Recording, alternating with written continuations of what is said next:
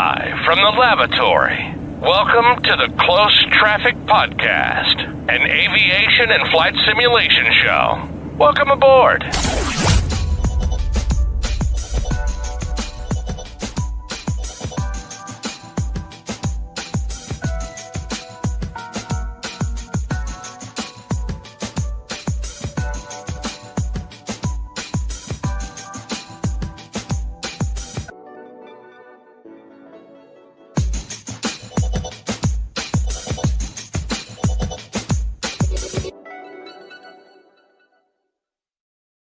Ladies and gentlemen, welcome to the Closed Traffic Podcast, an aviation and flight simulation show. I'm Johnny, and in the flight deck with me is my main man, Charlie. Charlie, say hello to the people. Hi. What's up, man? Hi. Man, what's up, man? I'm just happy we're back, bro. Oh my gosh, it's been like what, 9 years? 9 long years since we've had a show. I feel terrible, man. It's just been like life has indeed been lifing. So Yeah. apology, CTP crew. On my part, we had death in the family, so we've been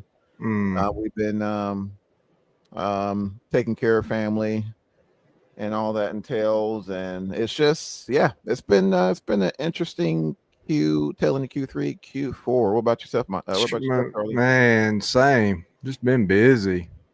Time flying, bro. Time flying. Yeah, man, and it's kind of strange because normally I expect my peak of busyness as in like the summer. Everybody's like ripping around for summer. It's like, okay, thankfully, the fall will kick in, things will kind of start winding down. Everybody kind of getting a pumpkin spice holiday spirit, and it's the exact opposite. Woo. Pumpkin spice. Leo, what's going on, brother? Hope all Leo? is well, man. I'm not gonna lie, man. I was low key checking out that 767 for X plane. Good friend. Oh, Leo, yeah. Yes. He Yep. sent that 767 freighter an X plane yesterday, and I saw that. Man, it looks good. I don't know what I ain't flew that thing in a while. Man, Charlie, I hadn't either, and I got back into it. And here lately, like my sim performance and X-Plane, and it used to be the exact opposite. My performance in 2020 was trash, and like X-Plane 12 just ran, bro.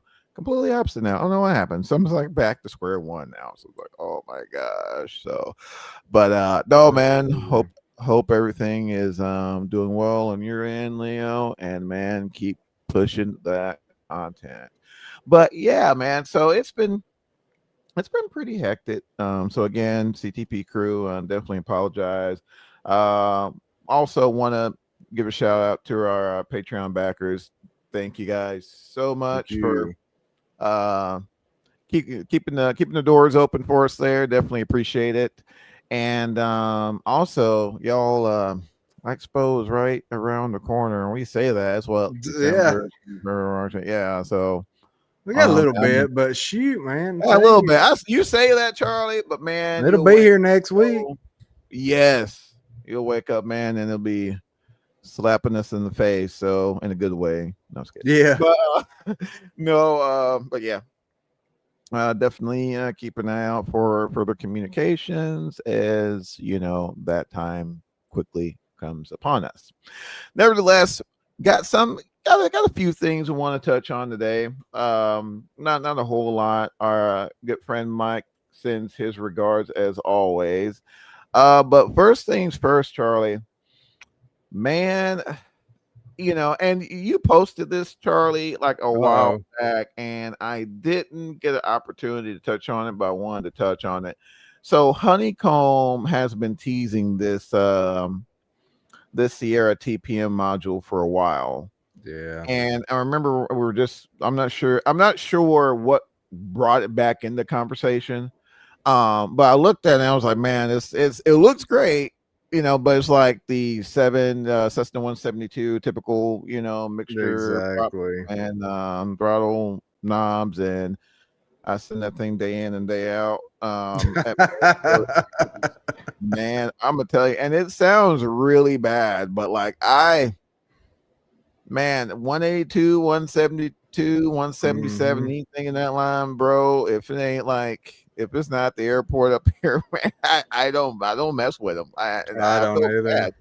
Do you? Okay, so I'm I not don't alone there. either. No, heck no, bro. I think the only one I really messed with was the one in X-Plane. What was it? Air Full Labs or something like that? Yeah, like I got to be no joke training. Like even if I'm doing a, let's say I'm going from my home airport to, I don't know, Sugarland, SGR. Mhm. I might jump in, I don't know, the TBM 850. Yeah. And running a TBM. That's why I don't know. That's how my little brain works. I don't know. But I just getting in a 172 in Sim, man, is I don't know. Quack, quack, quack. Yeah, smart. Terrible. I don't know. But yeah. But if I'm doing like slow flight or something, or getting ready for a biennial, yeah, I'll jump in it. Hop But, in one and do some. yeah, but truth be told, man, I'll favor X-Plane 12, or I'll do Yeah, I would too. before I'll do it in 2024, because there's, Which I say that, but man, with VR now, it's like, yeah, that's true too, man. But it just, man, X-Plane 12 just hits different, bro. Like it does. does, like in that Flight regard. dynamics wise. And again, not to get back in this. Here we go. No. Which one's But- better? Yeah, freaking X-Plane for Whichever life. one you bought is the one that's 2024, better. exactly. Whichever one you spend your hard-earned money on, that's better. It's like Coke and Pepsi. Pepsi, As far as Coke. Man, I don't 100%. know. Whoever paid me to do a commercial, bro, that's what's better. That's like, right. Hey, if Pepsi paid me, I don't know, however much money. Hey, Pepsi's amazing. That's Coke came right. back, hey, we're paying me more money. Hey, Even though all I Coke is drink sweet. is Sprite, so I know. But hey, man, there's nothing wrong with it, especially the McDonald's Sprite, man. I don't know what kind of chemicals they put in there to like increase the carbonicity. Is that even a word, y'all? Like the carbonicity? Man, them fountain Sprites, bro, hit different. Gosh, bro, it like burns the chest. Yeah. It's like like you drunk a 20-year scotch straight out of the barrel, man. It's like it just hits different. Put hair on your chest, boy. Yeah. It's like it's a life and death situation, man. And all someone has is like a Sprite from McDonald's and just magically brings you back. I don't know. Nothing but that's it, bro. That's it, man. But no, I mean the TPM module looks amazing. They also released it in lieu of their Foxtrot aviation stick, which looks equally amazing. That thing looks good. Yeah, it looks. I mean, like, and again, to me, like they look both good, and they look both good. They both look really good. But I just don't see myself. Because I guess every time I look at that, I think of that clapped out 172 at the airport. So. Yeah. It's like, no, bro. I can hear Mike now. I seen that thing for $89 wet. I ain't buying. Bro, that's it, man. $90 wet, and still have enough money to go to Taco Bell after that. That's right. Man. Send it. But no. But yeah, man, both look really good. The Foxtrot aviation stick, in my mind, would be an amazing addition to a flight sim cockpit who's limited on space. So if you don't have don't want to jump force feedback, you're not trying to go FFB. You don't have enough. I mean, you don't have enough space for like a Bravo. A yoke, this and that. You just, hey, I just want to send a little something, and you want a solid stick, man. That's it. Let's look what Hall effect sensors in it. Oh yeah, it's got like an APU start. Yeah, APU all start the light switches man. On it. Oh, dude, yeah, and this price pretty competitively, man. $150 to get you in the door on it. So yeah, man, check it out. For sure. As far as hardware news, man, that's pretty much all I had on that. I know a good portion of today is it's gonna be old Black Square does it again, man. I'm sorry. Right. I'm sorry. Black Square does it again. I know people are gonna get sick of me. They got folks. I know folks are sick of me on the socials because I have in what few screenshots we have posted. It's been about this about the Baron and Beechcraft Baron and Bonanza that Black Square has recently released. Yeah. Available on Just Flight, but we did forget one piece of hardware. Ooh, what a Moza. that AB6. Yeah, that's what it was. Okay, I'll give you the floor on that one, man. What's going on about that? Like, hey, I got my FFB, bro, and I checked out. So yeah, man, it's I guess you would call it maybe entry level force feedback. Did you drop a link in the chat? Let me see. I believe I did. Let me look. No, I didn't. Here you go. Where's it? Here we go. I got you right there. There you go. But man, they dang, never mind. That wasn't one I wanted for you. Oh, man, where's that trumpet? Man, we're gonna get fired. I know. Dang it, StreamYard. Well, no, I need to fire StreamYard because they're changing stuff every time we log in. Here, something's different. Well, when we only do it every other 6 months, you know. Yeah, that's true. We come out of hibernation, like Imagine spending 24 every 6 months, and let me know how that works out for you. Oh Lord, that's funny. Man. But no, man, it looks like they've done a good job with this thing. I don't know a whole heck of a lot about it. What I do know is why would they only do a right-handed stick? I just don't get why they're doing this. Maybe there's a lot of FOs in training, maybe. Yeah, I mean, I get it. I don't know. I'm spitballing, bro. I have no idea because I'm like you, man. It's like why?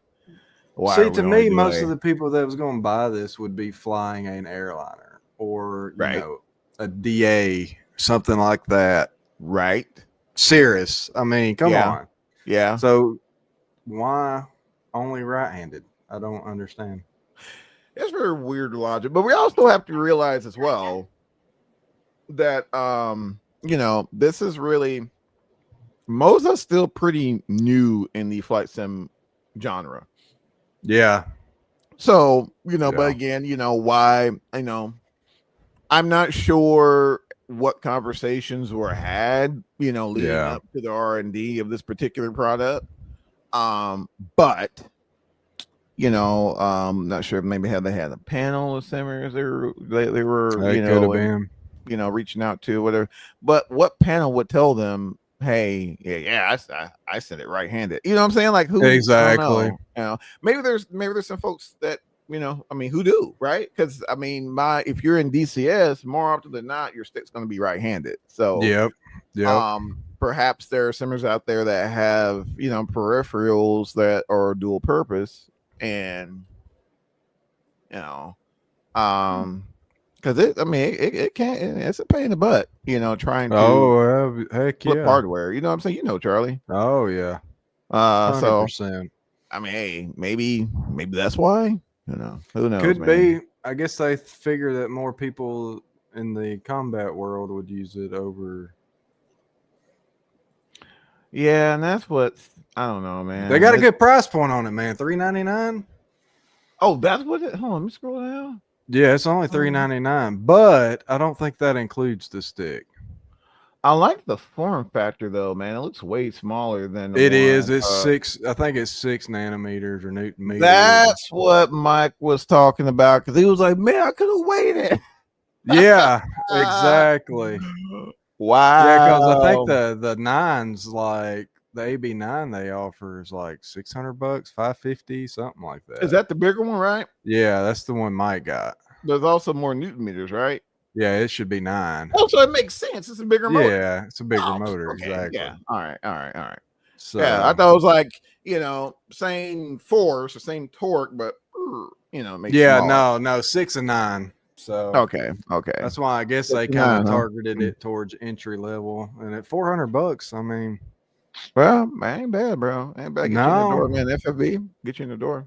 Get you there. I've been contemplating it, but I just I sent too much stuff with the yoke. Yeah, that's the thing, bro. That's the That's the rub right there. It's like, there's so many varieties of aircraft. I mean, heck, if you really want to get super technical with it, you have that other form factor, the ram horn style of yoke that our good friends over at Embraer uses. And exactly, if you're slinging them jungle jets, man, like 3 different form factors you got, sheesh, I'm good. It's too much to keep up with. Oh man, it's wild. It's absolutely wild. But yeah, man, it looks solid though. Definitely looks solid. And their throttle looks good too. I completely missed the throttle.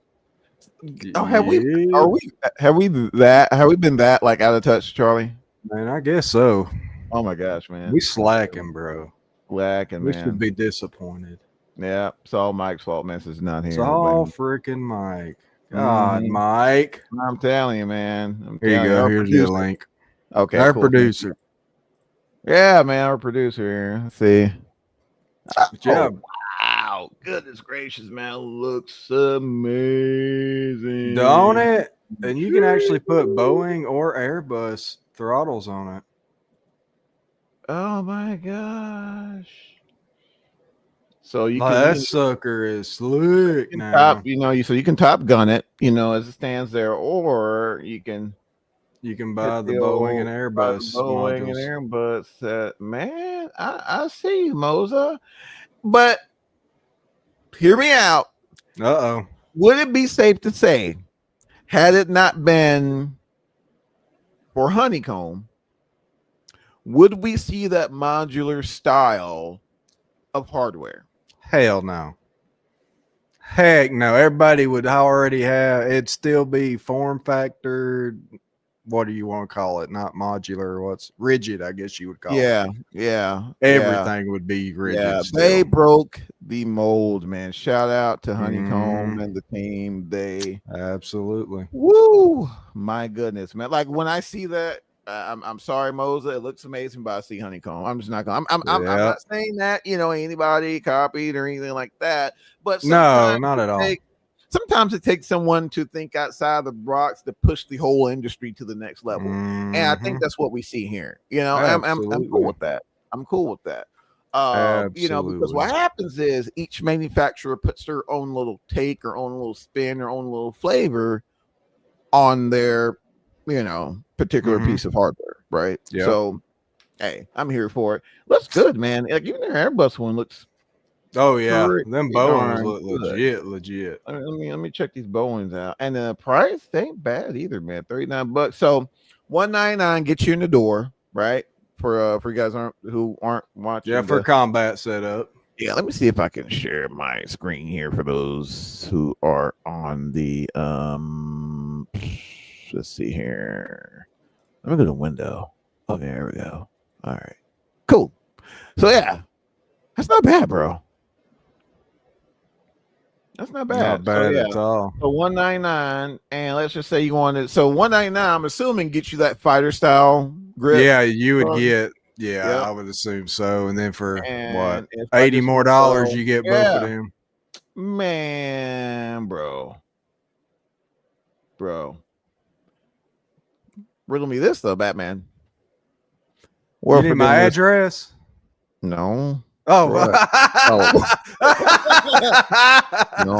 I thought you was gonna order it and send it to me. I mean, no, sorry, Charlie. Used up all your PTO hours on last time you missed the stream. So that's hilarious. Man. Oh, but what if you have like a 4-engined for like a 747 or something? Or there like you go. See, therein lies the problems. Yeah. That's good. And even Wing, I mean, with their throttle setup, same difference. You got something with 4 engines, or let's look at Wing real quick.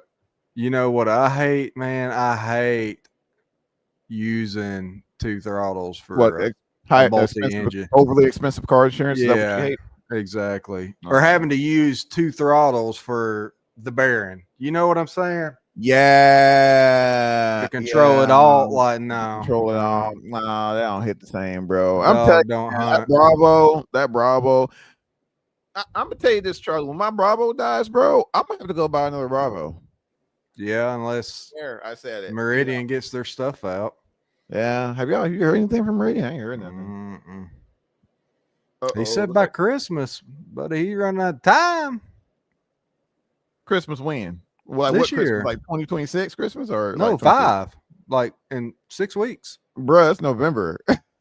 I man, know. When we get the win. Did you know our buddy Nicky, man? If anybody can do it, he could. Oh, he'll pull it off, man, and like make it look fancy, bro. Like again, like Win fix your daggum websites, bro. Okay, so that's the same thing, dude. I have to use Safari is the only way I can get on their friggin' site, bro. Look at it, dude. It's just like. Oh, here we go. We got some pictures now. Oh, we got some pictures. Gigabit internet, but can't get the website to load. I don't know though. Now I will say they're about to drop that stuff right there, so it's probably getting hammered. That's what that's about. Yeah, I forgot. Not that. Charlie. Is that ain't it? What are they dropping? Crap, I can't remember. It's the little. Yeah, there you go. Which one is it? It's the one right there. That one. Yep. And the one right below it to the left. Available soon. What the heck is it? Let me see. Yeah, so that's your chrono, your gear. Yeah, auto brake. Wow. Freaking man, when we need a Boeing, bro. Wing is cooking. Yes, and we need freaking Boeing like in the worst way. Why don't we have it? Yeah. Why don't we have it? I'm assuming the only reason I understand why. The only reason I hadn't said anything is because I'm assuming after when gets done Airbusing, at some point they'll transition over into Boeing, and then ain't y'all tired looking that ugly gray color or blue? Know, yeah, is that a gray or is that a blue? That's a good question. I don't know. Don't ask me, bro. You know my plight. Yeah. But like looking with like, I don't know. Depends on what perspective. I guess what gray, maybe gray blue, something like that. Yeah, gray blue, gray blue. Yeah. That's what we're going. Blue. There you go. Airbus gray blue. Charlie has officially declared his own color palette. Yep. Gray blue. Yeah. How did I say that again? Terrible, man. So that's what happens when you leave it alone. But it looks good though, man. I mean, the build quality looks pretty darn good, and it's dropping in 3 hours. You copping, Charlie? No. Mm-mm. Nah, but I've got plenty of gear ups and downs. Yeah, I'm good, bro. I mean, it's gonna look amazing. Like I can totally see our good friend Mike all over this, bro. Oh yeah. He's probably right now, man, with the finger on the back. But I'll say that's probably why he's like, nah, I ain't got time, fellas. My man sitting on there trying to hit buy now. Man, hey, I don't know. Sometimes I don't even think it's worth it with Wing because what did I get in line for? Oh, the 737 FMS or the PFP 3 November. That they call it or P3P or something like that, whatever. Yeah. Man, it was a circus, ladies and gentlemen. You hear me? A circus. Like cue the circus, like that kind of circus. It was terrible. It was terrible. Truth be told, Charlie, I would have been better off just like waiting until yeah, because really it really did make a difference like at what point you buy it, because some people got their products at different times, so it wasn't even like, you know what I'm saying, there was any real benefit other than, you know, what's that the younger people call it now, FOMO or something like that, whatever we call it. FOMO, fear of missing out, something like that. Yeah, man, something like that. But yeah, you know, aside from that, man, that was pretty much it, you know. So I don't know, man. It's, again, not taking anything away from quality. I'm sure it's going to be freaking amazing. Although I do send Airbus a good bit, I'm just not enough to just have like just everything Airbus like all over my desk. I just don't. So, I mean, at this point, man, if we're gonna call it for what it is, do they make displays or not? That's literally the only thing they got left. I think these are the last two pieces. It would surprise me if it's not coming, Charlie. Well, maybe the overhead. Yeah, that's true. But heck, the man, nice overheads out there. Yeah. Well, what's those, man? I don't want. I don't want to insult their names. I'm not going to say them. Scalarchy. There you go. I think it's what it is. Yeah. Don't they have one? Yep, they do. Yeah, I looked at the video, man. It was like, whoa, and I think it's got like true Airbus logic. Like the buttons are supposed to be just like the real thing. Yeah, like I was listening to some of it. It was like click, click. Like the legit, like click. Exactly. Yeah, that's pretty darn cool. But I just, man, I truth be told, Charlie, I can't even tell you that I will do that for a Boeing. Nah, I send too many. I send too many. Too many varieties of aircraft. I don't know, man. If Win-Win keeps hitting like this, I mean, you think about it, and I figure they'll offer a complete package once they get everything rolled out. Oh yeah. But you figure for what? Maybe $2,000, you could have like a legitimate full setup of an Airbus. Oh yeah, if you're and going, then a full setup of a Boeing for like $2,000. Sure, yeah, man. If you're going like full Airbus, hey, like we're full send, I'm doing a complete flight deck. You can get in the door for about $2,000. Yep. Ain't bad, bro. And again, that is if we're assuming they're not just gonna go all the way and do their own displays as well. You know what I mean? Yeah, man. If they do that, then holy smokes. That's wild, dude. That's wild. But yeah, ladies and gentlemen, looks like they have it for $116.34 USD. And then they got the little where you change the page. Mount. I think that's where the pages go. Where? Go back to the where the products where they're releasing one more thing. Yeah, right bottom. Go down one right there. The eCam. Oh, the eCam. But that I would cop. Because that is such a pain to use. Yeah. Especially in VR for me. That ain't bad price either, Charlie. Nah, $57. That would be worth it to me. How long we got, bro? 3 hours? Huh. You got time. Anyway, sorry. Ponder. Yep. Definitely gonna be. Yeah. No, you're spot on. Even in VR, bro. Even in VR, it's just like. Because you're constantly having to look down here and then look up. And if you're in 2D, I hardly ever use it just because it's such a pain. But if I had one I could touch. With the flip cover, bro, man, I'll be coming up with all kinds of emergency procedures just to like flip the cover up and like just to mash it. Just to mash it. Oh my gosh, Wing. Oh, you guys. Oh, stop it. Stop cooking. Stop cooking. Stop it. Woo. You guys threatening us here with a good time. Oh, I didn't know they did that. Oh, yeah. That's nice too. Readout? My goodness, man. Like literally, they have it all. Yeah. I mean, everything literally except the displays. I can't think anything else missing. No. It's pretty sweet. Isn't it amazing, man? What the world there you go. The time, man. What a time we're in, bro. All you had 10 years ago was your imagination. That's it. That's all. Up, down, left, right arrows. That's it, man. Oh my Lord. At least that's what I use. Most people used what? WASD or whatever. Yeah, or what? Chase. Yeah. Oh my goodness, dude. This is just nuts. It's just nuts. So yeah, man, that's dropping tonight. So yeah, I can easily see that eCam selling like freaking hotcakes. If you ain't got crap else for an Airbus, but you have that, yeah. Like even my wife's now, man, she's like, Johnny, you need a new desk. I'm like,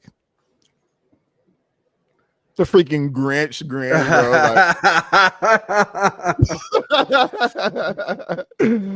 Oh man, which I do, man. I do. I have an L-shaped desk, and it was great at the time. Yeah. Before I had all this, and now I have all this, and like we see that's what I had. I had a L-shaped, and then bought another L-shape and put them together. Oh gosh, so you have like it'd be like a U, but when I started adding everything, I had to buy a table to go between them because I couldn't put everything there. So yeah, my desk, bro. How long is your desk? 16 foot, probably. Oh my lord! It takes up this garage is 20 by 20, and there's probably 8 feet to the garage door, so maybe 12 feet, 14, something like that. Gosh, man. And then slap cluttered up, son. Look like a thrift store around here. Same here, bro. Like straight up, looks like a Dollar General in here. So yeah. Don't feel bad, man. No, dude. It's like the struggle's real over here. I'm like to the point now. I'm like, yeah, I gotta get on here and look at desk. Now look at desk. I'm like, oh my gosh, man, I really don't. It's so hard, man, because it's so hard to visualize what it's gonna look. All your gear on it. Yeah. Oh yeah. How and most importantly, how's it going to function? Yes, Charlie. I'm like, it's like this is legit. Like I'm buying a car. Like it's like we're at that You're level, almost better off to build it. Yeah. I just don't have the patience or the will. No, I got the stuff, man. It's like between all these other home improvement projects I had to do. Like I have the crap. I just. Man, you don't want me on the you don't want me on the soft. Man, no freaking way. No, dude. Not the way 2025's been rolling, bro. No. I'm about to go in here, whatever website. The 26. Let's forget about this year. Just what? Throw the whole thing in the trash, bro. Just throw it away. Yep. But yeah, I've been looking at Secret Lab. I've been looking at a few manufacturers, man, as to I think the biggest thing I'm trying to determine the length I want to go with. Saying to me, most of those aren't big enough. They're not, you know, and so I was trying to determine that. I've been looking at some monitor mounts as well. To try to, come up with an ideal solution. I know some of them, they tried to, in an effort to give like a very minimalistic, clean look to the desk, they have a lower CPU mount to mount your tower, but there's no way I'm freaking mounting that thing. You guys just see like a piece of it, but it's like goes further back. Oh yeah, mine's massive, bro. And I'm weird. I do not want mine sitting on the floor. No, nowhere near the floor, bro. And there's carpet out here and like sucking up crap. Dust, man. Yeah, man. So I'm the same way. So I don't know. I really don't know. So I'm just, to your point, a lot of them are nowhere near big enough. But you just have if you're running a bunch of sim hardware, you gotta have a big desk. I mean, there's just no way, or custom built boxes or something. Yeah. Heck, I've even got them. Those little boxes I built. I seen them, man. I was just like, I looked at them, oh my gosh, it looked amazing. And then, initially I was like, man, let me get the measurements from Charlie. But then I'm like, wait a minute, Charlie's not here to build it. Oh man, it's like 4 pieces of wood and some ply and some OSB. Oh my gosh, man. I think it took me 20 minutes to build these. Oh my gosh! So multiply that in Johnny time. That's about 2.5 hours per person, and then by hour YouTubing, and we at that point we may have something resembling a box. So yeah, nah, man, I'm good. But yeah, I gotta figure out something, man, because we're just at that point. But yeah, so I mean, I don't know, man. This is I found this year, I think we have had the conversation of hardware more so than any other time. Yeah, every show it seems like. Yeah, like this is always something new and different that we're running into. So, hey, man, I'm here for it. Can't wait to see the drop, and I don't know, man. Depending on how I'm feeling, man. He can maybe ahead. I don't know, but yeah. Apart from that, Instacop. Oh man, I don't want to call it, Charlie. It's still too early to call, but I don't know, bro. I don't know. But anywho, man, I don't want to bore the CTP fan with all of our nonsense, even though that's it's been about 30 minutes of the show so far. Yeah. But yeah, man. So software releases. It's been, I don't want to say quiet, but it has been kind of quiet though. Yeah, it had been just completely mind blowing. I was really hoping to see a 737 by now, but I hadn't really heard no update unless I'm missing something from them. No, I hadn't. I hadn't got a dissertation either, man. Normally we got like a 3-page essay by now. Yeah, because he was doing those weekly videos, which I actually enjoyed them. I'll give him. They're pretty cool, man. He had the short, sweet, to the point. Loved them. Truth be told, I prefer those than like reading. Man, I'll be honest with you. I'll just use AI and just like summarize it. Yeah, I just have Gemini summarize it, man, because I'm not reading all that. I mean, not sorry, but I get it, man. Oh man, yeah, it's terrible, bro. It's terrible. But yeah, I mean, you run into complications, and it seemed like every other day Asobo's dropping another beta build, so it's it's an impossible task trying to keep up with. So it'll get impossible for me too. Yeah. Oh my gosh, man! It's 1 minute everything's amazing, and then like the next minute everything's because what was it yesterday? Had 3 CTDs back to back. Yeah, I saw that. I think Mike had one as well. Mike had one. The last one I had was in the FS Labs 321.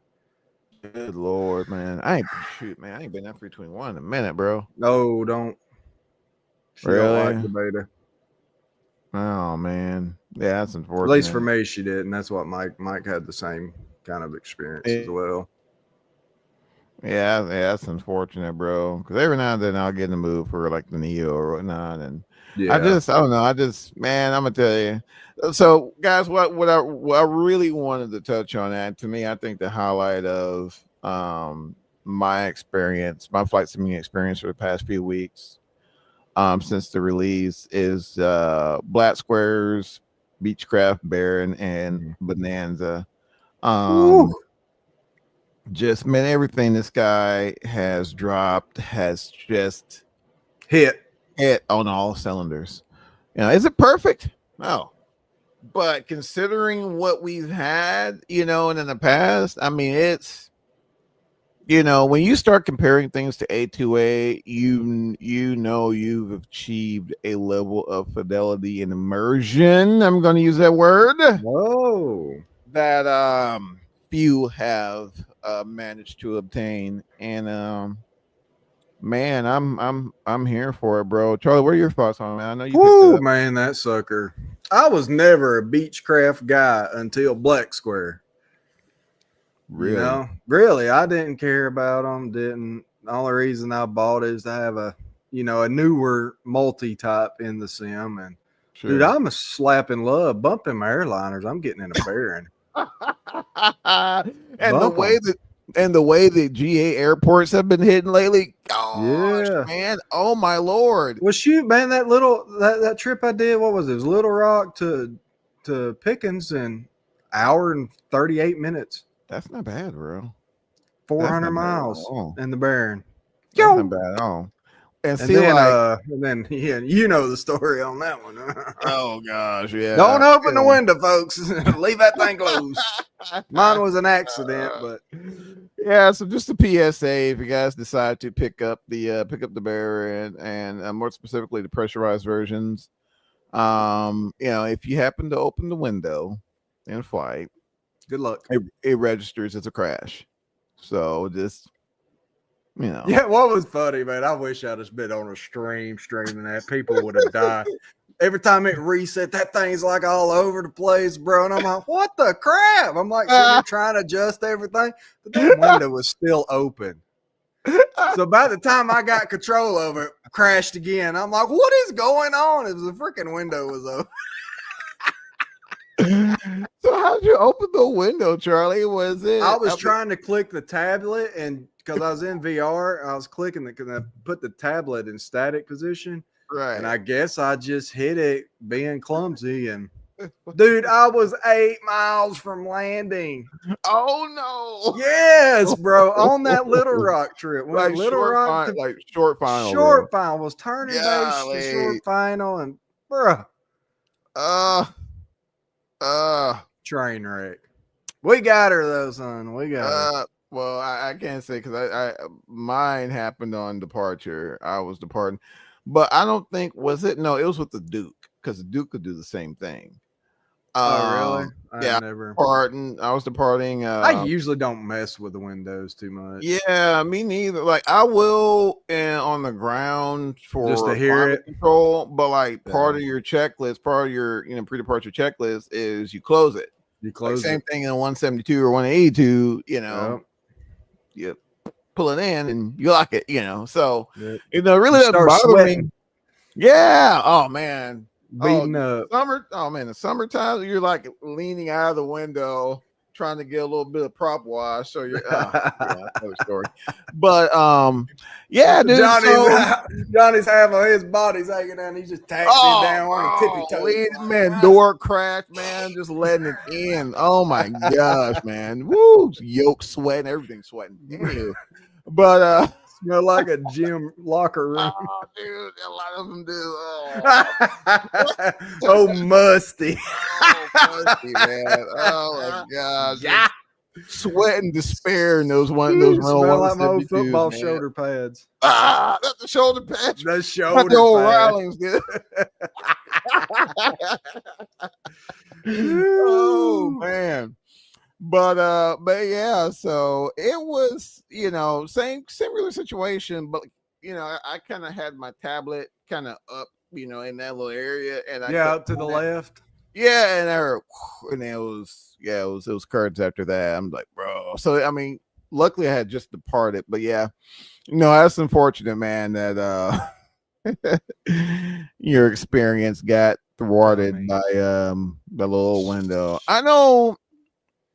Well, and really, I didn't think anything would happen after it, because it took it just a second for it like crashed. Mm-hmm. Because I was at 4,000 feet and I'd already flipped off the pressurization because I was under, Oh, you're already dumping? I was already dumped. So I was like, why did this do that? That was kind of weird. Interesting. Yeah, because man, I've never been in a Beechcraft, but like I know in Cessnas, if you're slow enough, you can crack the window up. It's slow, like 70. Yeah. About 78 knots. Yeah. I mean, it's probably not, but you probably shouldn't, but you could. Yeah, you could technically. But I don't know, man. It's kind of weird. I think someone posted that in the forums though, because I think someone, really? Yeah, you're no, I understand like your situation and isolate it, but I want to say that it's supposed to be pressurized when it happens, but I don't know, man. I try that little zone there. Like if I'm in there, I don't even like click around it because things just go awry. So Charlie, oh my gosh, in the next episode of Air Disaster. Charlie, fat boy in a Beechcraft. But no, man, for real though, there's some nice flying airplanes. Oh man, freaking amazing. And I mean, he absolutely nailed it. And again, are they perfect? No, but I find myself critiquing like small, minute issues that I saw just in the simulation that it's not really immersion breaking, but if you're just kind of like looking, you're like, like to me, like the oil temps, they warm up a little too quick. Man, my cylinder head temp I think's way too high. Is it?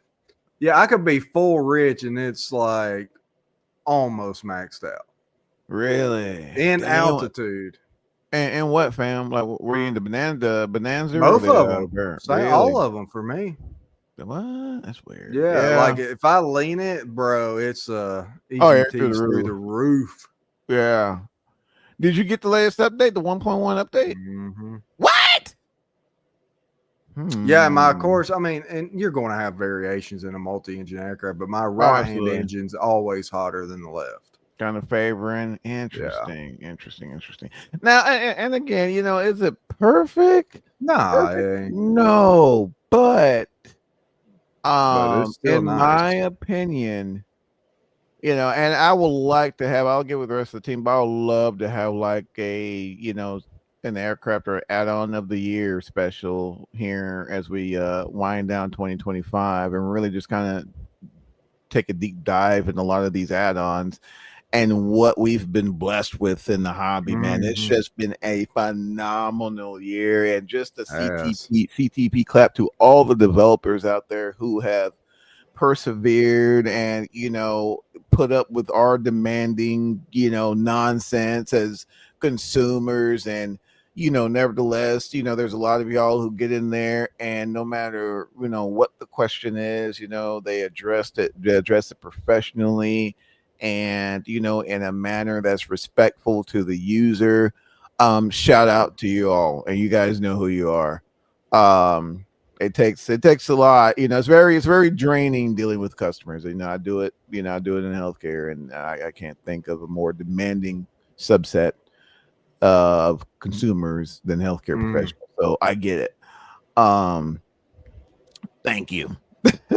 Thank you. Absolutely. But yeah, man, I mean, it's really hard to find just like a negative, in it. I know a lot of my issues were addressed in this latest update. I know I initially had some issues in a pressurized version of the Baron 58. See, that was the first time I'd sent the pressurized. I'd sent the unpressurized. So that was the first time I sent it. Wouldn't hold pressure, basically. That's what it was doing. Really? So the safety valve kept tripping too early. So like it'll pressure up, minus. Now I did have a overpressure yesterday. Overpressure isn't like your cabin diff was off or what? Yeah, the cabin diff was off because it was almost knocking on 20, and I was at like 17K. So, what'd you have your controller? Was this pre 1.1 or no? It would have been after 1.1. So.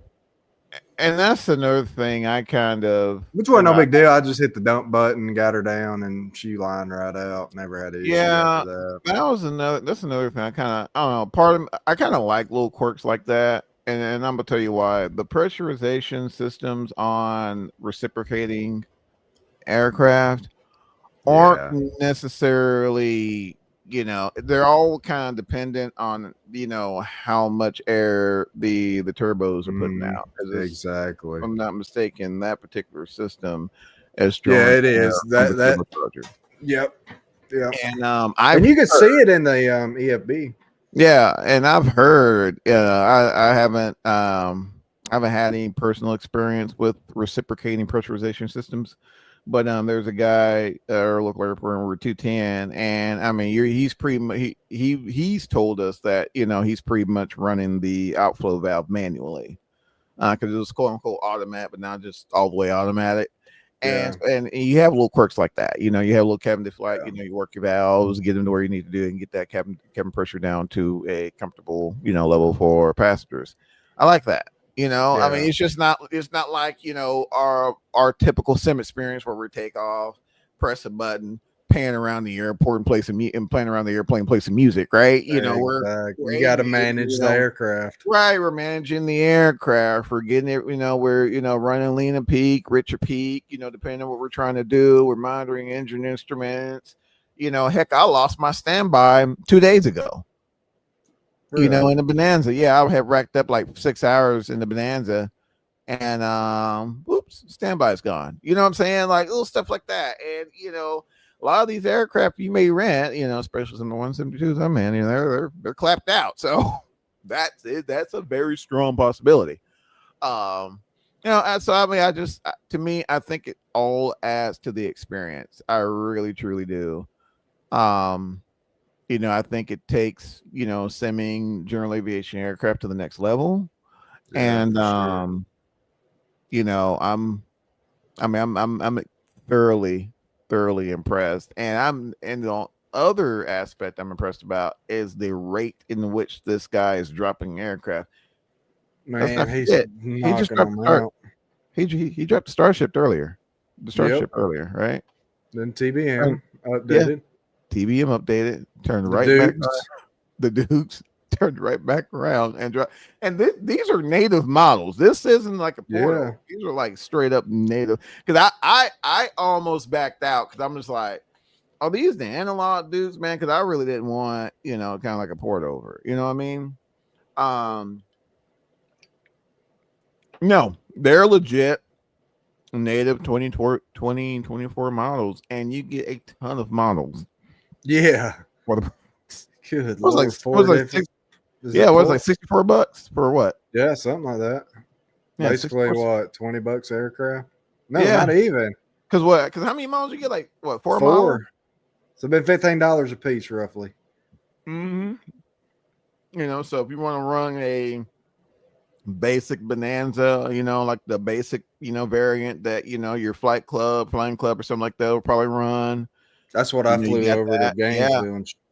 yeah. And I just say that, and I say that because there's legit a flying club that runs a Bonanza in the DFW area, and she's not the best looking, but high performance, get you where you want to go, Yeah. and a myriad of avionics options that the Black Square presents as well. Man, I flew last weekend. I took it up. I took the Bonanza turbine flavor up with the KLN 90B, and man, oh my gosh, just nostalgia city. Whoa, that tipped me back. So my flight school had 2 aircraft that had Bendix Keen GPSs, and one had the KLN 94, and then one had the KLN 90B. Now everybody tried to book the one with the 94. Well, let me backtrack up. Everybody tried to get the aircraft with the 430s and the 530s in them. They stayed booked. So if you're a late booking your flight, let's say you wait till the next, wait till the day before to book, you're either getting, I forget the tail number, but man, like it was like, it was it was an old N model 172. Never forget the airplane. It had an old KLN 94 in there, and then there's another one that was just like, and this flight school had some pretty well maintained aircraft at the time. They were all like, most of them were like 2000, like vintage aircraft, so they were fairly new. But there were a couple out there that were like early 90s, late 80s, and they're the ones with the KLNs in them. And truth be told, ladies and gentlemen, they were just as capable as any GPS unit out there. They were just weird. It was just I weird. looked at it and I'm like, no. Man, it's if you're doing basic VFR work and you just kind of want to have like a reference backup, reference GPS backup, KLN 90, good to go, But if I'm like doing like, if I know I'm about to be in like some legit IMC, and it's, I mean, there's better options out there. I'm going with the better options, but shout out to the developer of that KLN 90, because it's a freeware add-on you can pick up, man, just to kind of see it. And those of you who are kind of, I would try it just to kind of see, how things flow, and just do the basic flight plan or whatever. You gonna do anything crazy, but once you mess with it a couple times, it's pretty, and you can actually import flight plans into it. Not real world, but yeah, in the sim you can import flight plans into it. But I did the old school way. It's kind of plugged in a little basic flight plan or whatever, and plugged it in, and boom, I was off to the races. Man, it was just so nostalgic, and it was just really cool to kind of, take a walk. And those of you who are familiar with the Bendix King avionics, y'all know what I'm talking about. It was just like, wow, which kind of describes how old I am. But anywho, Mike, welcome to the flight deck, man. What's up, people? Sorry I'm late. No worries. Better, as they always say, for those of us who are never on time for anything, better late than never, right? That's right. Nah, I'm picking, bro. How you doing, man? Good, man. Pushing through. Glad to be here. Let's I couldn't let you guys have all the fun. Oh yeah, man. We were definitely having some fun, man. You know what happens when you leave us alone, Mike? That's the problem, man. That's why I have to stop. I'm like, oh man, here we go. Let me hop on over there.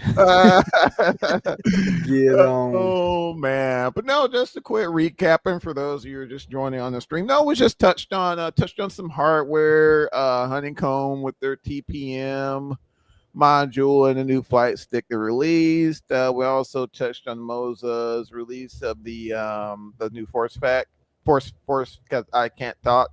Force feedback joystick they just released, and you were like, dang, I should have just waited. Believe that. I could literally a month after I got the heavy base. But you got the higher Newton meter one. You got the higher Newton meter one, fam. So you should be good, right? But what I need so I guess for my use of a side stick, I don't need that much, right? Oh, yeah. Newton meter. If I'm being honest, man, I fly an Airbus with it, Vision Jet. I can't really think of nothing else. Man, since you're old school MiG-21, bro, get your money's worth, man. That is the only. I would have much rather preferred having the space and the minimalistic design than the new me. I mean, how much more reduced is it? 6. Reduced by 6 or it's 6? Well, no, it's at 6. I think yours is 9. Oh, come on. Yeah, that's not even a huge difference. Yeah, but yeah, whatever. You live and learn. That's technology for you, man. Yeah, right. It's funny though, because it's not like I jumped on it. I mean, this thing been out. I think been out for a minute, and then you cop it. And then I finally like, you know what? Let me go ahead. And they're like, oh, let me go ahead and drop this one. Couldn't believe it, man. Couldn't believe it. I hope they don't do the same thing with the yoke either, because my man was outraged, bro. I didn't even know what he was talking about. I was like, what is he talking? I was like, I can't believe they went and dropped this thing after I spent a month buying it, figuring out how it's gonna fit on my desk, and this thing is a behemoth.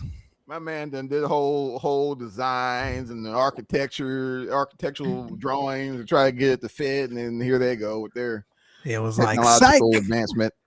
We got a smaller one for you, Mike. This too can be yours for another $500. This too could be yours. Don't feel bad. Got him. I'm pretty sure they're gonna replace this brick I got, bro. Because there's no way they're gonna continue without. Man, I'm gonna tell you, like it's the CLS, in my opinion, is one of those where, like, if you have no intentions on ever opening it up, they probably could have went with a smaller form factor. I don't know. Really, it's a bit ungainly. There's a lot of space in there too, right? From what I understand. So it's like when you open it up, it's cavernous. Did they need all of that space? Is it heavy? No. It's about 20, 30 pounds. Oh shoot! So it's just as heavy as the Moza. Wow. Yeah, I got a little weight too. It might be a little heavier, maybe 30. Wow. I mean, the box was heavy. I'll say that the box was heavy. That's what I was just telling Charlie. Like even my wife, she was just like, man, dude, you're gonna need a new desk. I'm just like, so, and she's not wrong, man. That's all your level of. This is all your. This is all your. Break down everything and move. Oh, it's gonna be terrible, bro. It's gonna be a lot of tears, but man. Take you at least a whole weekend. Oh yeah, dude. Your weekend. completely cooked. Cable managed and all that. Yeah, I got lucky. Oh, I don't do that. So throw a little tape on cable it. management. Yeah, man, mine's looking like a rat's nest down here. I gotta get that cleaned up. I got lucky. Mine was able to fit on that same that stand that I have underneath the desk. Yeah, Push down and pull forward. So by some miracle, I got it on there, so it's out the way. Got lucky with that one. Yeah, I don't know, fellas. It's gonna be all tears for me. 'Cause I'm looking behind that monitor now. I don't know, man, how many cables? Like, yeah, it's gonna be bad. Shout out to Charlie for the USB hub. Man, for the hub, bro. Oh my gosh, man. Did you get one? Did you get one, Mike? Did you get one? Man, I got it in September, bro. It's here. Man, you got to though, man. I couldn't run all this stuff without it. My hardware between September and now, my hardware has increased tenfold. I had to get it. 2025 has been the year for hardware. No joke. Yeah. No joke. No joke. 100%. Did you see what Wing Wing's about to drop in a few hours, Mike? Because we were just talking about you in a good way. So I had to be Airbus related. So let me think. Hold on. They're the panel with the gear and and the Ecamm. Yeah, I saw that. I just I don't know, man. I couldn't. I don't know where I would put it. Yeah, see, I'm just saying, like, it's getting out of hand, man. It's nice. Don't get me wrong, but see, for me, like I prioritize hardware, at least for now. Hardware that you that's interact what I told with. Johnny. That right there, I would use. But how often are you interacting with the Ecamm page? I try to do it all the time. I just hate doing it in VR and in 2D, having to look all the way over there and then look back. And see, that's my thing. In VR, it's fine. 2D, it's a pain. Like if I was flying fully 2D most of the time, I would definitely get it. Yeah. In VR, I'm positioned so well in the cockpit, it's nothing to, just peek over. But I think, and how much is 50? Oh, that's not bad then. 57. 58 no, bucks. that might be worth picking up 50. I've spent $58 on much worse, dumber things. What is that, Mike? For flight sim? Oh yeah. What was that? Stay tuned for the after show. I'll tell you. Nightcap. Stay tuned for Closed Trap Podcast Nightcap. I'll tell you. Behind the curtain. Man, viewership be through the roof for that one. But bro, no, this is cool, man. Don't get me wrong. I think this is really cool. It's you got your pre-flight. I mean, if you're running a line, man. I mean, if I was to pick up any of that, it'd probably be that. That's what I was telling Charlie. You run it through your status pages, pre-flight, and you hit your recall before taxi, takeoff config before takeoff. Get your approach briefing in, get ready to approach, you hit recall, check your status page. I get it, man. There's definitely some useful there if you're running the line, simulating running the line as best as possible. And for $57, I think it's a no-brainer. For me right now, it's space. It's just so much. That's it, man. I'm so space limited now. It's absolutely unreal. I'm gonna tell you, man, CLS did it. And don't get me wrong, so far, we knew that though going in. You kind of suspected that. FFB, bro, your space is gonna be cooked. And any of this stuff, your space is gonna be at a premium. But what I really want is their radio panel. Where's that in all this? They keep delaying that one. Didn't they do that one? No. I mean, I don't know, man. I have one already. It's the I ain't going. Wing Flex, but okay. I was about to this one is way better. The one they're coming out with is going to be way better. Yeah, I think that's the next piece. No, that's the side attachments for the Boeing EFIS. Oh, y'all know I don't know all that Airbussery. Hold on, let me go down here. They're about to be getting closer to release to the website died. Let me see here. Let's see. There you go. Yeah, that's all they got going on right now. Yeah, they haven't released it yet. That's why they've sent some pictures out. This looks sweet. Does it? That one that's the one I want. Yeah, man. It's just because I was telling Charlie, like, y'all, you guys know your boy. I'm not much of an Airbus guy, but man, I've been sending, like, when I have been doing airliner routes, man, that's been a lot of A lot of the old Airbus being sent, and Yep. yeah, it's I know like the McDo for me has just been absolutely instrumental and It's so nice. Making my life way easier. Navigating all the let me see here. Okay, they got the ACP. So they're gonna release it, I guess, in 3 parts, but then I guess they're also gonna come out with since you sharing, Johnny, I'll put this in the if you want to share this one as well. Yep. Let me see here. Got it. All right, let me move that over here. Oh wait, I shared the wrong one. That's all right. Yeah, hold on. Share this one. Okay. Got it. And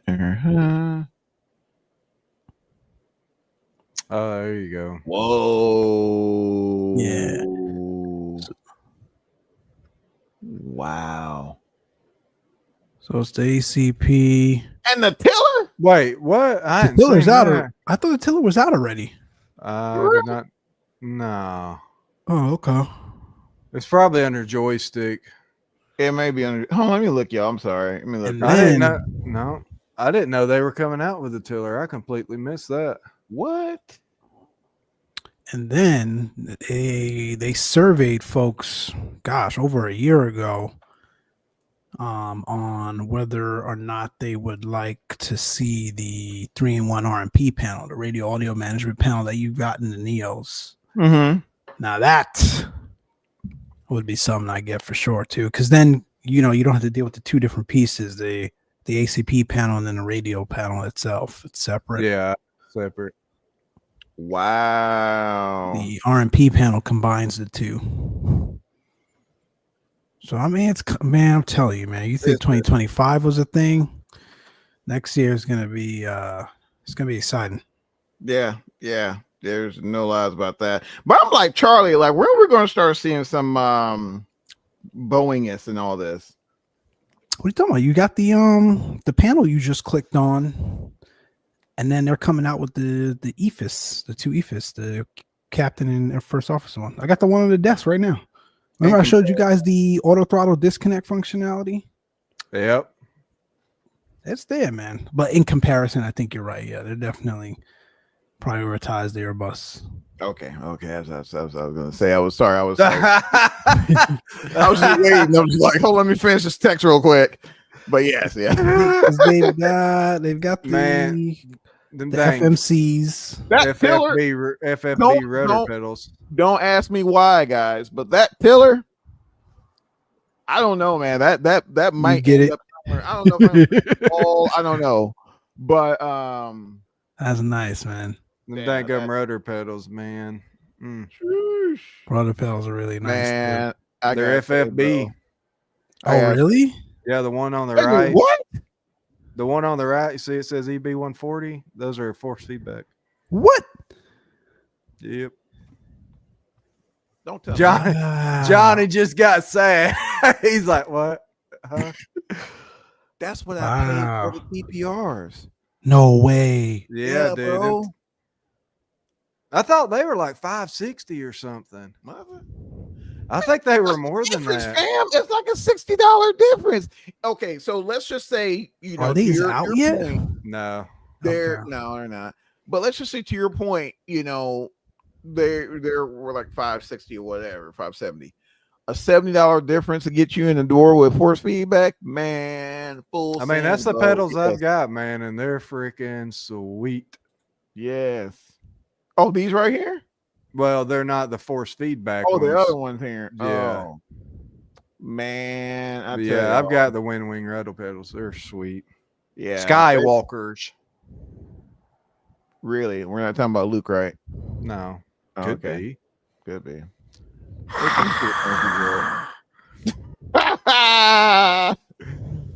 Yep, that right there. Dang, man, these are solid too. And I love how they're open to where if you need to adjust something or whatever, boom. Like that's why I loved my MFG crosswinds. I've had these things for almost 8 years. See, man, I was Same torn concept. between those and WinWing, but I couldn't get the MFGs. Oh, well, how come? They sold out. Oh, damn, that's right. Still selling out after all these years. Yeah, man. Every time I've ever looked at them things, they were sold out. Wow. Mm-hmm. Yeah, man. I got mine 8 years ago. I think because I remember you were recommending them hard. You're like, y'all need to pick these up. I love them, man. You can't get them. I didn't realize that. I thought they were like a big thing initially. I didn't realize almost a decade later they're still selling out like that, especially with the advancements in hardware. And but truth be told, man, like when you got a build quality to that level, there's not a whole lot that can go wrong with them. I mean, see, these are all metal. There's no plastic. When you do that all metal construction, the high quality Hall effect sensors. I mean, because there's nothing in between. It's just all inductive base. So there's nothing to wear out. So they just work. You know what I'm saying? So as long as you keep the hinges and all your moving parts lubed up as necessary, or if they got the little engineering coming at me, but like as long as you got like high quality bearings and your high quality wear items, man, they freaking last forever. And then hey man, can you say that again 3 times fast? Like,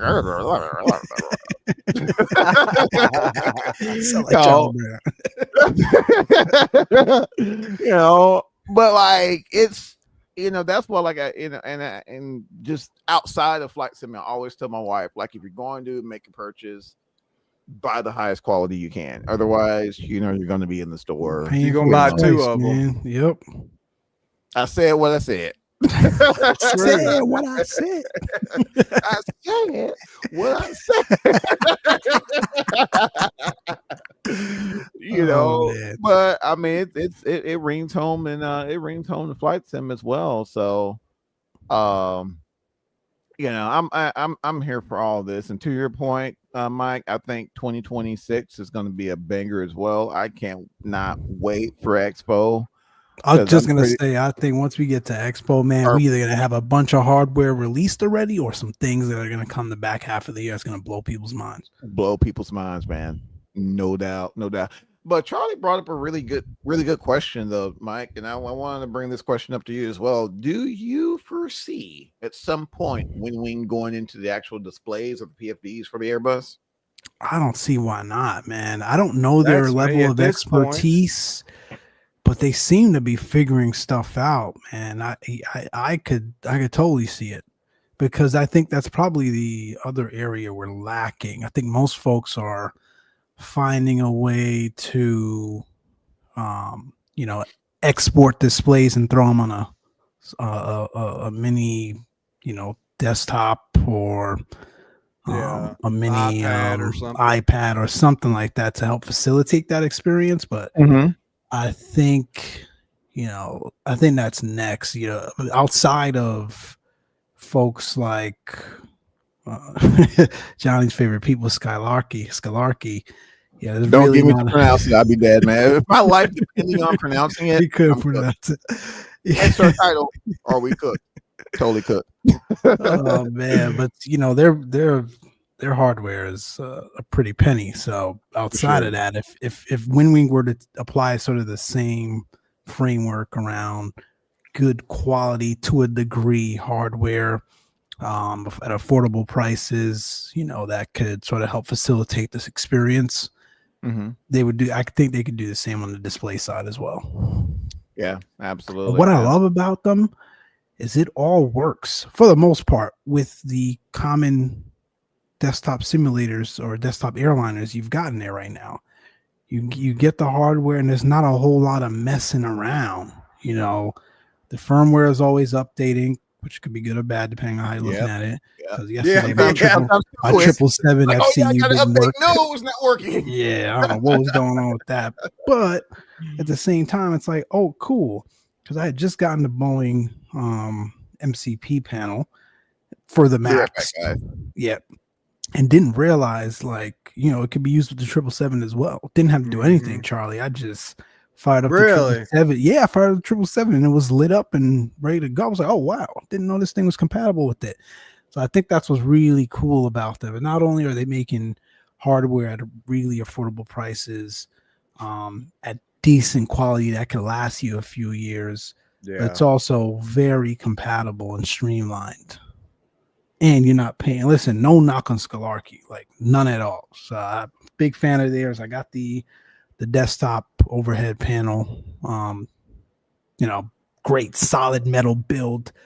The thing is probably gonna last 2 decades, man. It's great. It's great. But I had to buy extra software to get it to work with another Airbus, and then there's a lot there. Whereas with WingWing, it's all almost plug and play with everything. Yeah, you just man. plug and play. Yeah, and they think beyond the typical application of what you would use the panel for. So of course, this is not the same exact panel you would have in a 777. But it's similar enough that one could have a good experience with manipulating it and do what you need to do. Exactly. So I think that's what's really smart about the way they're going about, the application of their hardware and the different use cases. Yeah, it's affordable now and it makes sense. But when you add all of that in, the fact that you can use it with many different, variations of the sim or airliners, if you will, it's really worth it. It's really worth it. Absolutely. Yeah, man. And I think and this, I don't want to make this like the whole thing about WingWing, but I mean they just have made such an impact this year for me, just personally, until I definitely think they deserve the flowers for this year for sure. But their openness to make changes on the fly and just the overall receptiveness of the community, because like that PFP 3N or whatever, the one for the 737, they've even made it compatible with the 777. That's what we were just talking about. It just works. It just works. I wonder if that works backwards. Probably, I would assume so. I've got the 777. You haven't tried it with the 7.3 yet? I'm telling it probably works, Charlie. Yeah, I almost guarantee. But I think what it is, Charlie, I think they do some magic to SimApp Pro and push that update, and then kind of, as long as you can get the align select keys to align and the other keys to align, I think they can make it. Logic's pretty similar, anyways. Yeah, I think it's matter making the changes, right? Yeah, and I didn't even realize Sorry, go ahead, John. No, you're good. I didn't realize the 7.3 CDU and 7.3 Max CDU were a little different. Yeah, they're a hair different. There's a couple. I had no idea. Yeah, so you get that when you're using this the PFP or 3P or whatever. Man, that's the thing, man. They gotta call these things by its regular name, but I get the license. Bro, I think it's the license. That was the first thing. I'm like, what? I can't predict what? Crap! I didn't even think about that. That's why they Boeing do it FMC. Yeah, it's got to be licensed. I need the Boeing FMC. What is a 3FP 3 CPO? 3B.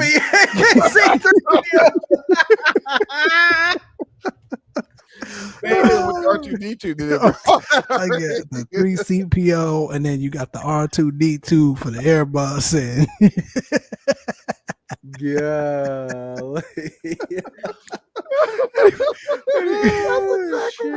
oh man, are we cooked? Are we cooked?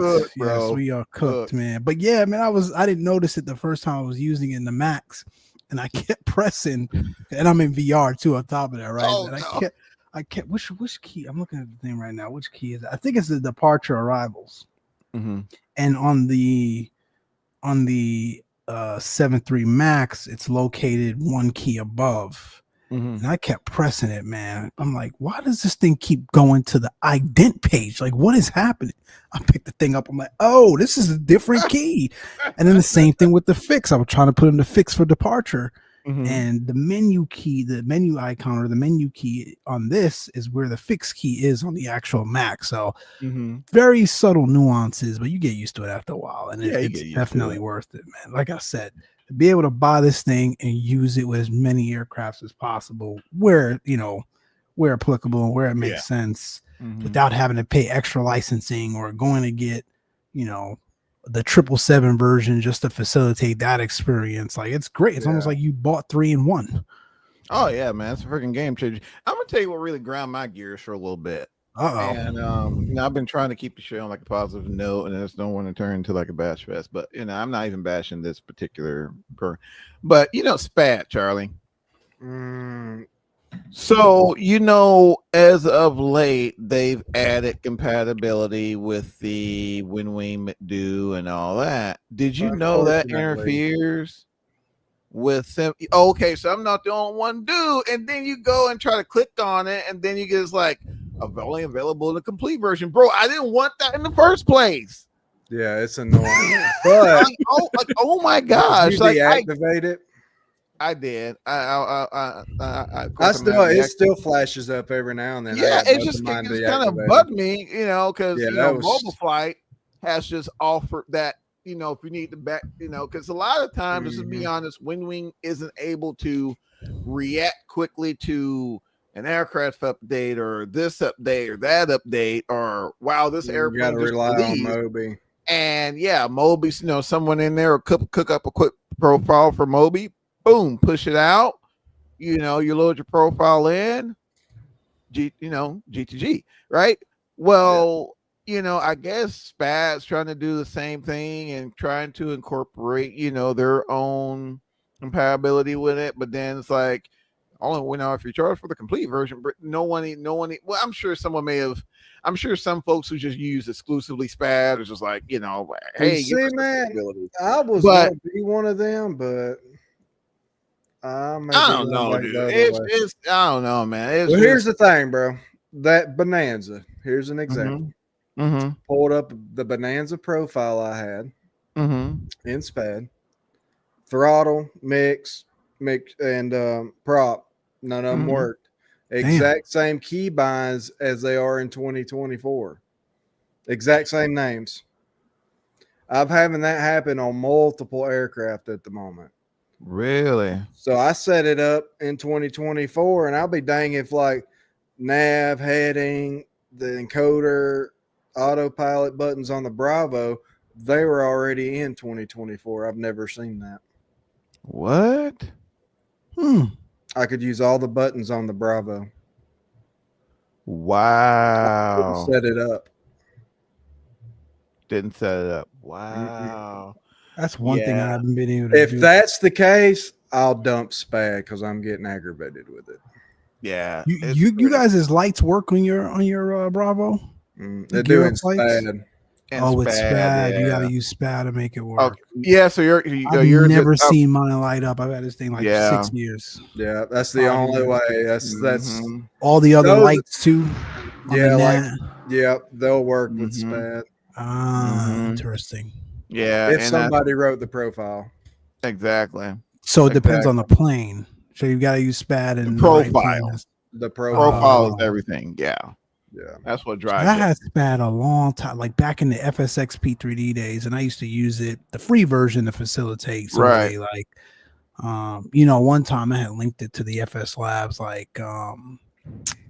push to talk, cabin announcement stuff, and a couple other things that were really useful. But it sounds like people been catching hell with SPAD over the last couple of years. And it could just be it could just be us, but I don't know. I think we're trying to do too much. Really? That's the way I feel. Not us specifically, but I think SPAD's trying to do too much. SPAD is okay. Because truth be told, man, in my opinion, between Mobile Flight and Simat Pro, I think we have everything we need to really drive the McDo and the PFP3Ns and the other CDUs that What are you guys using? Because again, I'm not use anything outside of the native applications for each of these pieces of hardware. I'm not using anything else, and they all seem to work. For example, Mike, example, Mobile Flight allows you. So the PFP3 and the McDo's, they don't really care that they're McDo's, if they make sense. Okay. They just care that the fact that there's a bunch of buttons and a display. Right. Mobile Flight allows someone to use, let's say, for example, the MD-80 and build a profile to drive the McDo or the PFP 3 or whatever as if it was exactly. Got now there might be differences and buttons and things of that nature, which a lot of times they'll outline in the in the doodad or whatever. But for the most part, they're close enough for you to still have a decent experience with it. Right? And that's where, in my opinion, Mobile Flight comes in. They just gives you they break open the barriers as it relates to having just to rely on SimMap Pro to operate whatever WinWing says that it's compatible with. Right. And CRJ MD-80 game changer. You guys use the hardware with those planes? Oh yeah. Oh wow. Oh yeah. And works great. Wow. Works great. The same font, all that. I mean, it looks man. I mean, it's just it's amazing. Absolutely amazing. I did download it, and I think I ran the whatever the heck that back end process is used that you have to do command prompt Python. But it was giving me issues. I don't know what it was. Did you get the beta version of Mobile Flight? No, I think I got the I think it's the beta version of Mobile Flight that they're all kind of recommending. Try that, load the profile in, then dive into the sim, and that seems to bear fruit. That's the only thing about Mobile Flights. It's kind of funky. It ain't easy to understand, man. No, I still have issues with it. It's I ain't no engineer. But I created me like a Mobile Flight folder, and like all my profiles are like under that. There's some subfolders where all of my different profiles. And wherever I want to send that day, I just, go in there and drill down to my profile, load it up. Then I load into the sim and all that. Some profiles require that you also have SimMap Pro open. So I'll do that and load into like the CRJ. Freaking amazing, man. Especially those aircraft where you're using the CDU a lot, Yep. And absolute game changer. So they've gotten. But I will say WinWing's gotten really good here lately and pushing that compatibility for a lot of different aircraft. Because I was using it for 340, but they've even included 340 compatibility with the McDo. So, but Mobile Flight also has capability of driving the 737 thing you got for the hardware. 3 CPO. Yeah, it's 3 CPO, whatever. Yeah, it'll drive that. Wow, it'll drive that. So yeah, it's an amazing piece of kit, man. An amazing piece of kit. So if you get the opportunity, kind of play around with it, especially if you give it some time. Yeah, give it some time to CRJ. Yeah, work through it, man. It's pretty dang sweet. I'll tell you, man, it's literally, I've said this before, y'all. It's been hardware 2025, man. I know we've had some bangers software wise, but it hadn't touched on the year of the hardware. Yeah, it's been that for sure. I was hoping we're going to see a 757, man, but between all that, Charlie knew that thing wasn't coming, man. Yeah, man, not the then plus unfortunately one of the developers was involved in I did see that, man, from Jamaica. I thought some prayers, with him and their family. So aircraft aside, man, much bigger things in life, bro. Yes, 100%. Man. We'll see it when we see it, as long as they're okay or whatever, in that regard. That's all we're worried about at this point, man, because there's definitely been an unneeded loss of life in this year. So for sure. Yes, man. So thoughts and prayers with from CTP crew. Yeah, man, that so I don't know, man, you kind of missed it, man, because we were kind of touching on the Bonanza and the Bear and how awesome it's man, I've seen the chat, man. Y'all loving that thing. Man, it's one of those very few add-ons to where if I was in a market for a Baron, I would probably buy that. Oh, really? It's that good? Huh.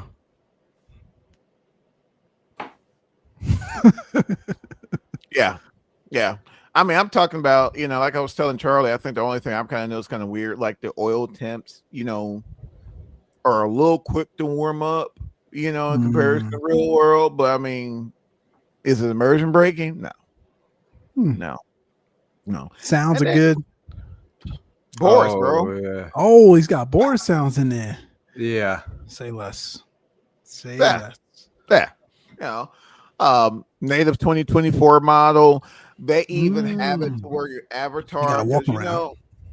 Your on your beach crafts, in the Baron, they got that main door on the left hand side, and then on your Bonanza and even the Baron to get into the front seats, you take the door on the right hand side. That's right. Yeah. Well, the avatar, he's even worked the model in such a way to where the avatar can walk up that little step mounted on the fuselage. Oh, no way. Yes, bro. And like you can like stand on that little area there. Oh, that's cool. Weird, funky, but it's just amazing. Cabin simulation, man. On the Baron, they use a gas driven, or a Hunter low lead runs on, but it's a gas operated heater. You're working your ducts to get the temp to where you want it to. That's a pain. You could do that before, That's what you're doing. Yeah, that's what you're doing in real world, like straight up. Especially if you live where you live in the wintertime, bro. Aircraft that have that luxury of a heater, most of them is literally a little combustion heater that's pulling off one of the tanks, and that's how you get heat. So you constantly fiddling with that thing. You're constantly, especially if you got like my wife, man. Oh yeah, you're always shoot. I'd be like, hey, this is what it is. Deal with it. The temp's never right. Stay your butt at the house. And what's cool is for that. Got me. Probably say not turning no heat on, man. No heat on. Everybody freezing in there. But if you're, let's say if you're low level, you can also pull just heat off the heat exchanger.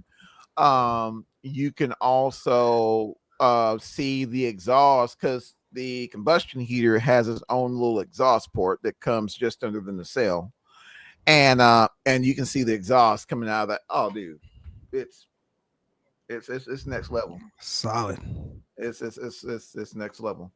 You guys flying the turbo version of the Baron?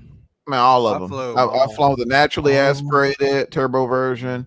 The only thing I notice about the turbo is like, I think this is more like I don't even know why you're playing, bro. But anyway, because this always happens, man. You guys make these G Air aircrafts look so good, and I go pick them up. Making them do anything, bro. I catch hell in them, and I fly one time research, and in the hangar, bro. I've been seeing the videos, man. I've got slap, bro. Like they slap. I've seen some really good. Having good authority that this thing is solid from some really good. Man, it's. I'm telling you. Yeah, I'm telling you, man. I'm trying to think again, aside from the oil thing. Now, I've noticed this in any turbocharged reciprocating aircraft in sim. Like once you get above critical altitude, the mixture's a little funky. Like it doesn't align with what I've seen, like in turbocharged aircraft. Like once you get past there. Once you get above critical altitude, like mixture related. But I don't think that's a black square thing. I think that's like a 2020 thing, because I've seen that, like they've never gotten that right. And I can't really compare it with A2A, because A2A doesn't really have anything that's going up that high anyway. You know what I'm saying? Yeah. I would say probably if there was like one thing I would love to see is the ability to like check your dipstick or whatever. But I mean, that's some of that stuff. Well, that's interesting that they wouldn't have that. Yeah, like A2A. A2A, you can pull your dipstick and check the oil level. But I mean, that's. Well, can't you on one of their other ones? Now you can change the oil. Can you change the oil? Hold on. No, can't you check it in the I thought there was one black square you could check it. Can you check the oil? I don't think so, fellas. Let me look. I don't think so. I know. I mean, it's pretty in. It's I may be pretty, thinking of Coronado, man. I think it's Coronado or 828. Yeah. It Well, I may know be that. It may be that 210. it may have been Coronado that just kind of brought that in, but Coronado's always done that. Yeah, Coronado's on that. Always done that. To me, I think that's the only thing it's missing is that. And I mean, 828 takes it a step further with checking your fuel with the fuel strainer. But I mean, it's heck, Simmers ain't doing that. guilty. He said guilty. Charlie said send it. Sending it, bro. Freaking water in the field be darned, man. It'll be all right. Man. We'll burn it out, son. The men just need to stay hydrated. Burn anyway, it out, man. son. It'll be just fine, right? She'll fire up. The men just be parched, don't they? Parts. Them and they Stanley. Everybody be parched, man. So yeah, no, man. But yeah, I've been thoroughly impressed, and like I was mentioning to Charlie, I've also been impressed with his frequency in releases because he just did the Starship earlier. And then here as of late he updated the TBM, updated the Duke, and boom, here we are with the Bear and then the What's Bonanza. next, do you think? I think he's doing a Commander 114. That's what folks are. I think he dropped some. What is that? Never The heard of Rockwell Commander. It's a single engine. Let's see, Black Square. Let's see if I can find it here. Black Square. If I can spell. I'm just trying to figure out why no one has touched a Cirrus yet. I knew it. Charlie. Flight FX did. Charlie, I knew. Oh, sorry. That's a good distinction. That's true. SR22. I mean, thank you, Charlie, for finally putting it to bed because I knew Mike was gonna come up with something about Sirius. I was like, man. I just want to know why no one's touching SR22 yet, or SR20. The SR series. I ain't gonna lie, man. I would like to have one in the sim. Yeah, come that's on, true. man. Not in X-Plane. I could care With less. caps and Albany caps and all that. Though, man. All of it. All of that, which I ain't gonna lie, man. Like I give Mike a whole bunch of what, but I ain't gonna lie, I would like to see it serious, and I'll probably send a snide at that. I'm telling you would. I ain't gonna lie, man. I'd probably send it, but yeah, I'm gonna drop this. Let me just share it. And we'll share. I feel like I'm doing a Zoom meeting or something. All right, guys, we're gonna look at here at this graph here, guys. Let me just share my screen really quick. Share my screen really quick. Can you guys see it? Yeah. All right. So look here. See the ratio is off at 0.2%. No, I was kidding. I'll do that tomorrow. But yeah. Man. So here's the Commander he's working on. He's also doing 208.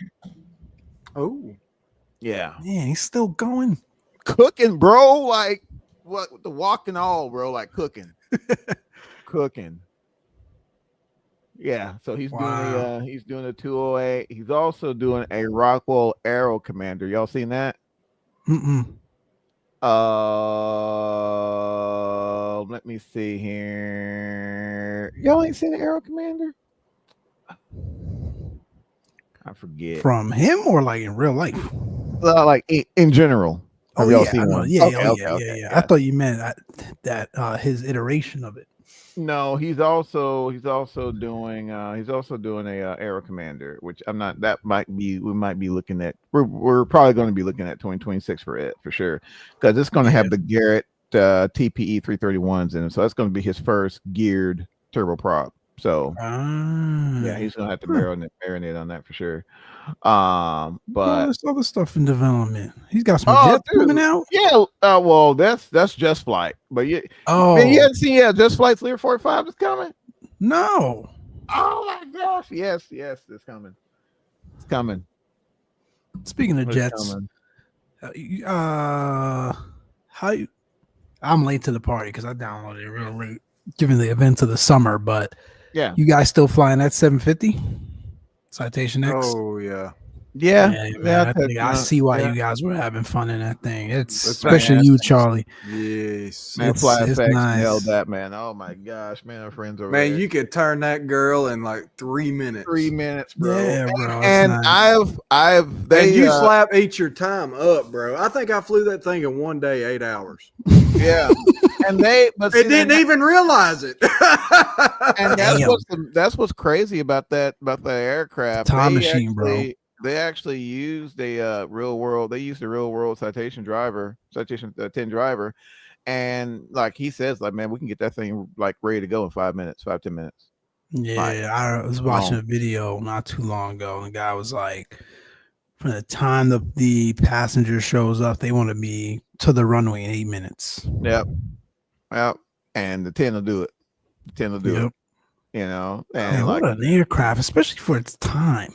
For its time, like, I tried to tell you, man, y'all. I didn't realize, streams, bro, and all that. No, because y'all, bro, it's fascinating, man. It's amazing. The altitude it could fly at, the speed it could fly even at. To this day, man. The thing is like 30 years old. You're not touching it with anything else. Not at that operating cost, I should say. Sure, there are faster planes, you know, slightly, if that, not too many at least, or planes that will be just as fast that could carry much more and go longer distances. Don't get me wrong, but you're not touching anything that's as all inclusive as that Citation X at its operating cost. No way. No. Everything else is going to run you way higher.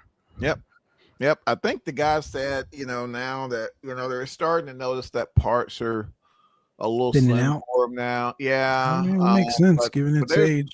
Yeah, I mean, there's still a few operators out there running them, man, and I'm gonna tell you, bro, it's just the curb appeal. Like, oh yeah, the big old engines. God. Yes, man. Like, I remember you looked at them like, whoo. Oh man, oh my gosh, it looked like it. I've never seen one in real world.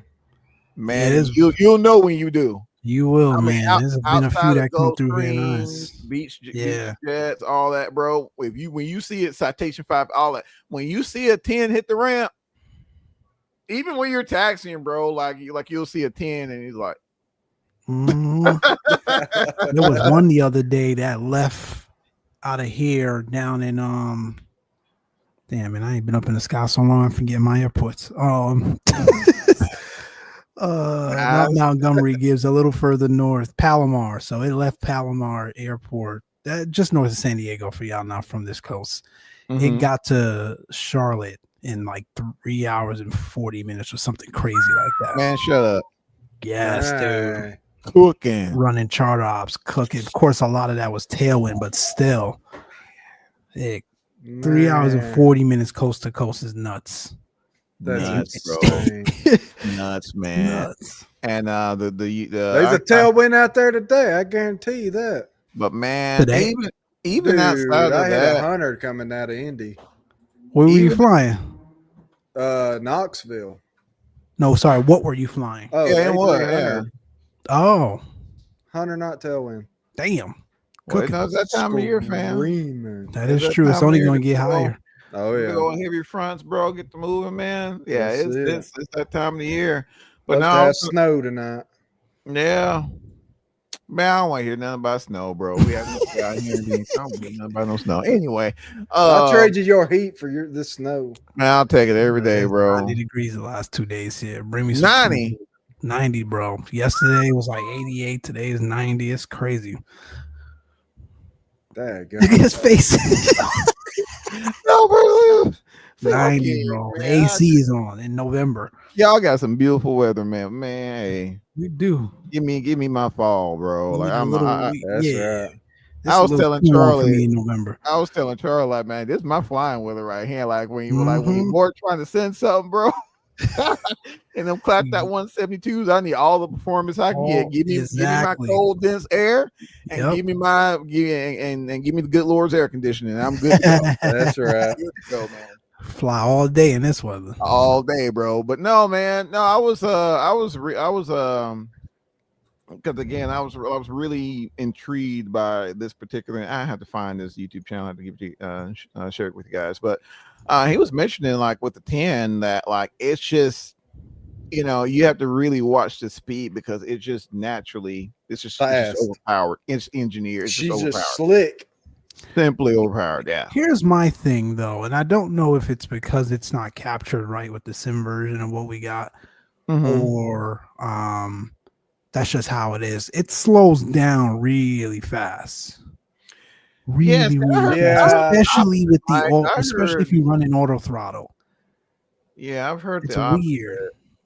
Yeah, so I think maybe it's just the auto throttle application of what Flight FX was trying to do with it. Yeah, because I've heard the exact opposite. I mean, I've heard you got to throw the boards out, kitchen sink. Yeah, that hasn't been the mother-in-law, all that split thing down. The mother-in-law, throw her out there. Yeah, but she's real slick. Yeah. Yeah, that's it. So throw out her nightgown for a parachute. Nightgown and all, bro.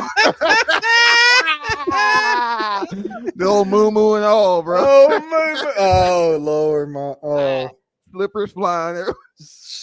Man, this must be the version. Yeah, at that time, bro. Yeah, y'all crazy. The blue moves. Old flower ones, man. Like my wife's got to be cheetah print.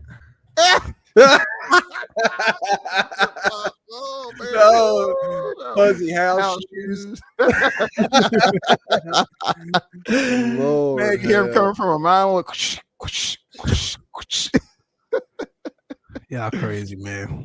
Oh, it be Lord. Facts. It do be facts. Hey, man, facts, bro, facts. Hey, Just Flight. I'm waiting on that Fokker F70-100. Just letting y'all know. I think it's pretty close, man. Yeah, they say it's close, man. They say it's close. I need it in the worst way, though. I need it. I miss that old underpowered Fokker. Let's see here. Anything else? Did we miss anything, fellows? What y'all think? I think we pretty much covered it. Yeah, pretty much covered it. A340 got an update. Charlie, you been to Antarctica yet? Man, I never got that thing. The worst. You never got it? I don't even have it yet. Oh, man, we're not worried about you, Mike. But dang, yeah, I thought you picked it up. No, that's cool, man. That's cool. It's a fun flight though. But truth be told, man, it's a great airplane. I like it more so than a 350, but that just shows you how much I seen 350. Yeah. Outside of going to Antarctica, it's like that was me. I was going to buy it strictly for that, and I'm like, you do that once, and it's like, man, for you, man, it's not a lot of real world applicable routes. Not no more. No, that's the thing. Air France used to send the snot out of that thing. Oh, and Lufthansa, right? And Lufthansa, yeah. Swiss had quite a few go out of Atlanta. Oh, really? Mm-hmm. Hey, Mike. Yo, you copping this? Hold on. I'm gonna drop it in the chat as well. Those who are wondering. There we go. Just hit. Coronado shares new previews of the 390. Ooh. Oh, it's Coronado. Damn. I'm sorry. I didn't mean to say that out loud. No, man. I think we've talked about this before. It's no shade to the developers, man. They make phenomenal interior modeled aircraft niche for 20 years. It's 20 years. So we all know what we're getting. Amazing. But then like you jump into the system's depth of simulation. It doesn't even have to be what's a Toto and those boys in X-Plane. I'm not looking for that, bro, but it's got to be something a little better than they've done in the past. I don't know, maybe. Yeah. What is it, $29.99? Oh, that's what they want for it. No, I'm asking. That's generally their price range for these. Yeah, I want to say that's right. Yeah, I want to go much higher than that. Man, low key, fellas. Low key. I don't know. It does look kind of. I'd pick it up just to try it. Yeah, just know you might be picking up a dud, but in the back of your mind, it might be a gem. Because I'm looking at this FMC screenshot, and this looks very default. all default. Oh, I think it is. This does not look like custom avionics, bro. Oh, we're completely leveraging the native sim. Yeah. Which ain't horrible. I think it almost looks like the CRJ CDU. Yeah. Well, it's Collins. And did they use the native one, or was there custom development for CRJ? For the CRJ CDU? Yeah, it was custom. It's custom. So maybe this is a little custom. I don't know. It looks very. Man, that looks like working towel, bro. I'm just going. That's it. That's what I'm getting at. It looks like working titles CJ3's CJ3 FMC. But I'm cool with that. As long as because it got you from point A to point B. Gear up and like the gear comes up and like as long as I don't get like Cessna 172 sounds when I fire it up. Yes, man. And you shooting an ILS and it's trying to back course you. I mean, yeah, bro. Running like you're trying to fly an NDB or something, man. I can work with the rest, you know? Yeah. I can work with the rest. It looks solid, man. I mean, you know, it does. My biz jets. I may pick it up just to see. Yeah, the Premiere, man. I ain't been one, man. I ain't seen one of those in years. Flies it around Mach 80. It's too slow for me. It's too slow, man. We spoiled now, bro. 9-2 or bust, boy. 9-2 or bust. At 45. You don't have all day to be sitting in that plane, bro. That's gotta go. Man, I got stuff to do. I can't be Waffle I'm telling you, fellas, I could never be a corporate pilot. Waffle housing. Floppy waffle. Floppy waffles. Oh my God. Oh, in case you guys care, PMS is dropping the GTN 750 Lite. It's now available at the Xbox Marketplace. However, I say that kind of nonchalantly, but I think that is pretty cool. You know, now Xbox users have the ability to have a legit 750. Yeah, legit 750 in the aircraft now. So I think that's freaking. That's freaking cool. Awesome. Yeah. So have y'all ever looked at anybody that flies regularly on Xbox, like streaming? Nah, man. I don't even want that thing to enter my algorithm. See, man, I'd be interested to see it.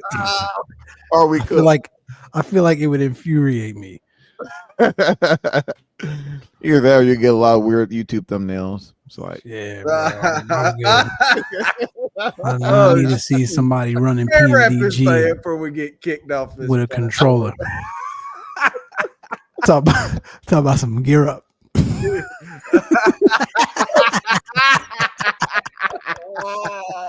Oh my God, bro! Hold on, how do you even select how do you even move around in the? Not moving around, but like manipulate the not flight controls, the FMC, the CDU. That's what I'm saying. Highlight it. Yeah, you use the right stick, and I think you highlight it, and then like some other buttons come up.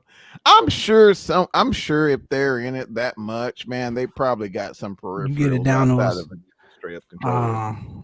That's fair.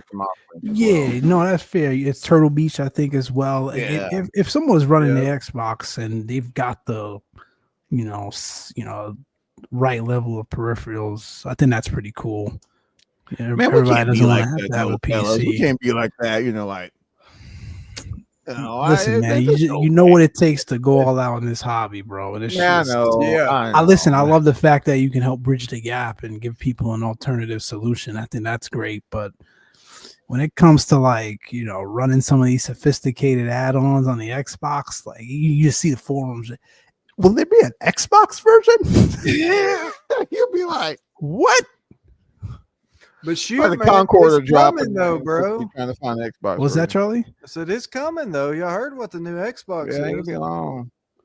Oh no, it's a straight up PC, bro. Yeah, that's a different story. Yeah. Xbox comes out with something as powerful as a PC, then now we talk. But it's still gonna be like halfway cloud based anyway. You know what I'm saying? Like, yeah, it has to. Yeah, this is the way of the world now. Like these they got to leverage that for graphic performance. Period. Yeah, they're going. I think Mike was.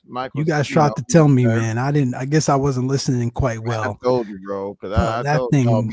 I felt the horror with told Elon, bro, like, man, Bro, dude, Dude, coming out of Atlanta yesterday, my stuff was cooked now. It just Cool. stops. The whole sim stops. And then it doesn't connect back until you restore service. And then when you restore service, it crashes. I don't know if that happened to you guys, but my thing just crashes. No, mine just low bandwidth. Yeah, I get low bandwidth. No, mine pauses the entire sim and says, hey, you got no internet. You can't continue. I'm out. I'm out. That's stupid. Wow. Yeah. And then when internet is restored, it comes back and then freezes, and then the sim just crashes. So it must be some of the add-ons I'm running that causes that. It shouldn't crash after the pause, but it's just the fact that should be avoidable. 2020, you had that all the time and never had to, you just ignore it until you get some connectivity back. Yeah. And that might be a setting, man. Who knows, man? I need to go look. Like once are you in the beta at all? No, I don't mess with that because none of our planes ever work. That's true. That is true. Well, I stopped doing the beta because I'm just like, ain't got time, bro. Nope. Dude, I have to for performance. Oh, really? Dude, my performance lately has been atrocious. Even with SU3? Wow. I keep hearing every version it gets better, but I will say I'm having less issues in VR since SU3 performance-wise. Yeah, 100%. Except for the 350. That thing just don't Except load. when my Timex glitches, but other than that. But everything else, that 340. Man, and it's funny because they had it when it first came out, it wouldn't work. It got worse, and then man. they finally got it updated, and they had a good blend of performance and visuals.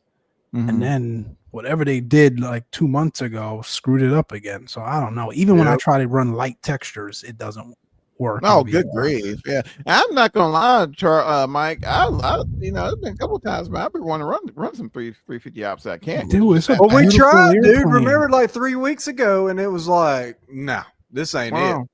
It's a beautiful airplane, man. They did a really good job, more or less, with it as well. But like, if you can't run it, what's the point? That's it, man. I couldn't even get it off the ground. Yeah, that's the same thing with me. Couldn't even get it up. You got it up though, didn't you, Johnny? And then something happened. Man, it just ran like it was shit. And normally I get pretty good performance, y'all. Y'all know your boy, man. Like I be trying to, like I try to make sure my rig's tuned. So normally I get pretty decent performance, bro. It was terrible. You do terrible. I'm like, nah. Come too much, John. I'm good. If Johnny is struggling, we cook. Man, everybody else. I ain't even messing with it. I'm going to the couch. Guys go there. Hey, fellas, don't worry about the 350. We're cooked. Yeah. Play some Borderlands or watch YouTube. Let's go play something else. Let's go play some Madden. Don't worry about it, bro. Pick up your stick, son. We're done here. But no, man. So yeah, hopefully we'll get some better movement there. Let's see. X over there on the X plot, X block, X, yeah. Over on the X plane realm of things, X Crabs just dropped an update for the free E-Jet. So if you guys run that free E-Jet X plane, boom, you got it. Yeah, well, congratulations. I bet that thing worked better than the FSS E-Jet. Bro, exactly. But man, I'll say something real quick for that X-plane radar, fellas. Radar, the weather radar, legit, bro. Really? He about to cry. He about to cry. It's so good. It's so good. He gonna cry. The emoji, y'all like, it's that, bro. Like it's legit, man. I just hate it. Man, it looks. It's just. Let me go look at imagery of that. Yeah, it's like the games is actual. Like you feel like you're manipulating a cone in 3-dimensional space and getting a picture and getting slices as you're manipulating the antenna, and as where the radar should be. Yeah. Because it's not NextRad. NextRad's different. NextRad, you're getting data from somewhere else. Right. It's not the same.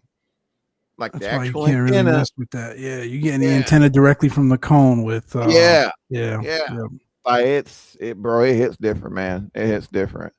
I just like I was mentioning to Charlie earlier, man. My performance has gotten pretty bad in X-Plane 12, and I don't Really? know. Yeah, I like Is it and through the it updates? used to be the other way around for me. Like I was, as I was mentioning, but it could be just from all the updates, and I got to retune. But truthfully, man, like stuff's just been hitting so hard in 2024. I just hadn't had the opportunity. I just hadn't. That's why I'm just kind of. I don't know. I don't know. It's just, I think I'll always run multiple sims, but there's a lot of things in X-Plane 12. I think 2024 could gain from for sure. And on the other side, there's things that 2020. I mean, yeah, X-Plane could gain from 2024, but we'll never see that, obviously. But no. But yeah, it's just kind of strange, and I think it's all about how it's running my PC is just how X-Plane's been coded. But from what I've been hearing, I'm not sure if it's going to be X-Plane 12 or 12.5 or 13 or whatever that they're looking at redesigning like the core engine. So hopefully, we'll see some better results because it's mostly CPU based, like as how 2020 was back in the day and all that. It leans heavily on your CPU, and now a lot of developers are making that transition. Laminar, of course, they're trying to make that transition, but it's not as easy as like snapping your fingers. I mean, pretty much got to redesign the whole rewrite the whole thing. Yeah, so it'll take time, but I love to see continuous moves to better the platform. So yeah, and you can't, I remember all of us being very worried about Microsoft's dedication to the platform and their willingness to continue. To the funds run dry. I mean that's true, but you gotta look at the grass on the whatever the hell I'm saying. I need more coffee. Yeah, I'll get the point. The grass is not always green on the other side was our concern earlier on, but quite frankly, it has been as bad as we thought it has, thought it would be, and I think they are, to your point, business is business. Charlie, going to be dedicated as long as the funds are there, but there is no indication that the funds won't be there for quite some time. Because I honestly feel like immediate future. It's progressing well. They're dedicated to it. It's made improvements. There are things that we're frustrated about that they've improved on. Certain things are still lacking, but we're getting updates. Performance is getting better. We're night and day compared to where we were when 2020 first dropped. I mean, like look all this hardware we're running on a Microsoft-based desktop flight simulator and all the sophisticated add-ons. It's pretty remarkable. Yeah, I really think this driving a lot of things for Microsoft as far as gaming wise. Oh, absolutely, because they ain't no titles out there no more, man. There's just not a lot out there, especially console wise, man. That's what I'm talking about. I think this is driving a lot of that. Absolutely, man. Absolutely. I'm telling you, if this was just based off of PC revenue, oh hell no. I just don't. No, you guys are right. They tried it. Xbox is the necessary evil. Yeah, it's necessary evil. No matter how we're feelings about it. I mean, hey, man, soon be PS5, standard, bro. That's right. Yeah, and PS5, which I got in the beta. I still ain't tried that, bro. I was about to say, has anybody been? I haven't even seen it come up on. I've seen some Reddits, man. There's been some positive feedback from it, man. It's been, man, get off here and go fire that up. Let us see something. Why, bro? I got man, something to talk about. Hey, you do it from the couch. Yeah, that's true, man. That couch is pretty sweet, not gonna lie. Man, send you a Baron from the couch. Oh, Baron, yeah. Man, then I get to fussing because I can't do what I need to do in it. That's what I'm telling you. I can never go the other way, and that's my like. I think if you're brand new to flight sim, you're gonna be just fine. But if you are a heavy flight sim user, meaning full-on peripheral hardware to a degree, all the add-ons, flying it for years, it's going to be hard for you to transition to an Xbox or console in general. Well, to facilitate the experience. I think maybe if you like sort of rationalize with yourself, I just want to send something really quick or do this really quick, maybe, but it's going to be tough, man. Yeah, I know. But if they switch to this PC base they're looking at, who knows? But then at the same time, I think that is the logic behind it, right? I think if you can get users into that initial base to be a console, whether it be PS5 or Xbox, and they just as with all of us, right, including myself, 20 plus years ago, they get bit by the aviation bug, and it's like, man, I need this, need that, and eventually a console just simply won't suffice. So what do? Yeah. You transition into PC, you start getting these peripherals, start to do this, that, and I think that has been a huge pipeline for new users in the hobby, because I don't think a lot of folks realize, man, for several years it was stale. Like, man, it smells like a back of a city bus back here. Like it was stale, bro. Stagnant. So I'm not upset the fact that X-Plane's doing their thing. I'm not upset at the fact that Microsoft's doing their thing with consoles and all this, and then you got Infinite Flight. Then you got all these other. The more platforms you have, the better it is for all of us. There does not need to be one platform. I don't know why people, there are a lot of us out there who feel that one platform or another just needs to go away, and that's simply that simply can't be the case. You have to have that competition. Like, I've been there when there was only one, and it's terrible. Yep, it's terrible. You get what you get, and you don't pitch a fit. It's it's like that in any industry with anything. Like, competition is healthy, which is why there's so many things out there, right, where there are rules and laws and decisions that are made to help provide a way to streamline parity and remove monopolistic ideology and certain things in the way we view life. And I think, like it is in the real world, for the much more important things that we interact with in our lives on a daily basis, it serves its importance as well in a hobby like flight sim, a hobby like gaming console, a hobby like just anything else. At the end of the day, we're better off for it as the consumer. And like I said, no issue with the console life, and for people that enjoy it. The only issue I would ever have is when they start to prioritize things that ultimately end up hurting, in this scenario, or in this case, the desktop-based flight simmers, right? That would be my concern. But other than that, man, have at it. Well, oh yeah, not mad at it at all. I'm definitely not mad at the fact that we've 2 hours already. Holy cow, man! I always say this all the time. It's like, jump on here for an hour, and but man, I love it. I love the conversation I know we hadn't been on in like quite some time, so this is long. It's all Mike's fault. Sure. It is, man. Whoever showed up late, that's his fault. That's normally that. Next time, I'm pretty sure it'd be my fault.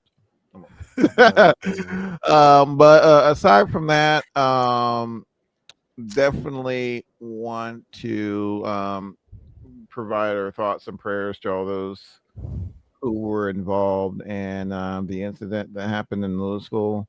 I know, of course, there were 3 crew involved, but I want to say the toll is up to like 13 now. 14, 14, something like that. Yeah. So, definitely our thoughts and prayers go up for sure. Not going to get too much into details, you guys. Anybody who's been following, even those who haven't been following the aviation industry, has probably heard about the incident. I mean, the videos kind of show clearly, where everyone's seeing. So, we're not going to do the typical content creation thing and just be like, our thoughts, like we have any sort of insight on anything. All we can do, we're just going to, continue to pray and let the NTSB do their thing, and we'll digest the preliminary when we get it. I do know that as of right now, all MD-11 operations has been suspended per the FAA. Mm-hmm. And still, so we're just kind of waiting and see what happens, and we'll go from there. Any thoughts on that, gentlemen? I think this is one where, typically what infuriates me or frustrates me, I should say, is when we have crashes and incidents like this, like there's very little to go off of. And then it takes such a long time even to get to preliminaries and whatnot.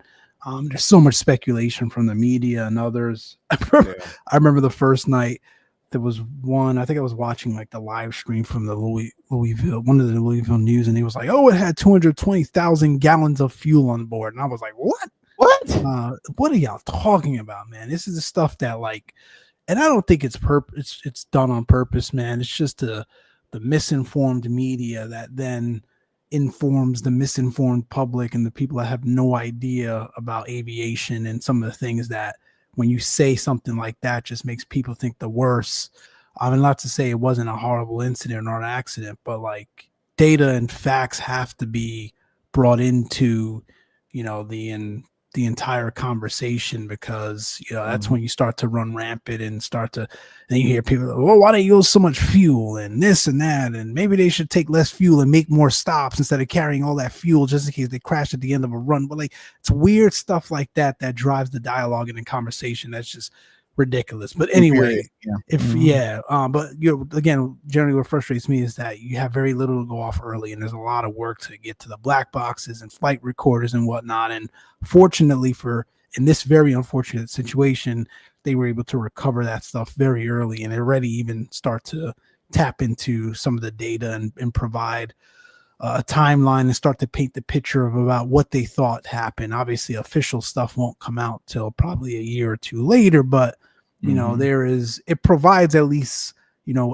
coming from the officials, some sort of data and hope that you could say, as a family member, okay, this wasn't something that the pilots did that was negligent, or the fact that they lost their lives, they were fighting till the very end, right? Again, we won't have the full picture for a while, but at least this early on, you can say these guys were, heroes and trying to do what they needed to do when all the odds were against them. So I think for me in this situation, that's been the positive out of all of this. But yeah, it's super unfortunate. It's sad. It's, there's people that had nothing to do with aviation or even thinking about an airplane besides being near an airport that just lost their lives. And I think that's what makes this even worse. It's sad all around, man. It is. Yep, for sure. So yeah, that's all really, I myself, wanted to touch on. I think Mike, he a very eloquent explanation on the events or whatnot, but yeah, we'll just wait and see what happens, and continue to send out our thoughts and prayers. Other than that, quick question for you though on this journey. Yeah. Early retirement for the MD-11. Man, truth be told, I think what are they going to replace it with? I mean, well, there's a few options, in terms of that, but you got to look at this, Charlie. Based on what we know, there was the departure of one of the engines.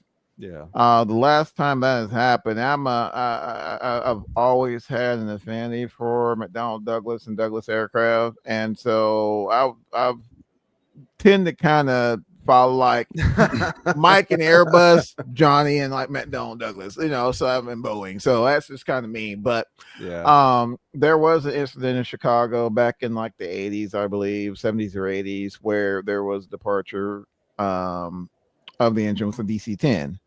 Yep. And the DC-10 MD-11, they're, the DC-10 is a futuristic MD-11 essentially. And so that was the last time, to my recollection, that something like this has happened. This particular type of incident doesn't happen often. Yeah, this is a one-off deal. You know what I mean? For anyone to gauge whether or not an aircraft sees the end of life based on one incident is kind of hard to call. But here's the problem. You have economists who work for these companies who are constantly looking to shave cost. And, 3-engine aircraft just isn't a popular option for any airline right now in this day and age. So would I be surprised that at the end of all this, maybe a couple of years from now, we see the last of the MD-11? No. That's a good thought. I didn't even think about that. But at the same time, because how many 747 cargo aircraft have you seen lately? Not very many. We used to get a ton in Ontario. Just a couple of years ago, and now I probably see one a week. Yeah, UPS. Well, so it wouldn't surprise me. In my opinion, I still think it's a good airplane because it's gone multiple decades. Oh, absolutely, no incidences. So, of course, the loss of the loss of life is extremely unfortunate. No one wants that, and being an aviator myself, and I think no one really admits it, but we all have that worst case scenario. But just so y'all know, like Johnny's worst case scenario is like a departure of like flight controls or like runaway trim or like an engine. There's nothing you can do but literally fly to the scene of the crash. Like it's it's a little funny little joke the comedian said, but that's essentially what has to happen. You just literally have to aviate as much as you can to until you can't fly it anymore. And I think that was my initial reaction. I'm just like, my Lord, and I was telling my wife because she sent it to me. I was, I was doing something on the computer. She sent it to me, and when I saw that angle, I'm just like, my Lord, there's just wasn't much, because my wife, of course, the layman, they're this and this and that. Like, there just wasn't much they can do. Just a very, it's takeoff. It's just a very fragile phase of flight. Something of that magnitude. I don't care what you were in, whether it had been an MD-11, 737, C-130, whatever. It's just brand new aircraft, man. It doesn't matter when you lose an engine completely.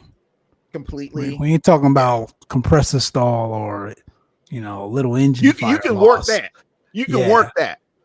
You're talking about a combination of. You probably got Lord knows a myriad of just alarms at one time, and you're not making power.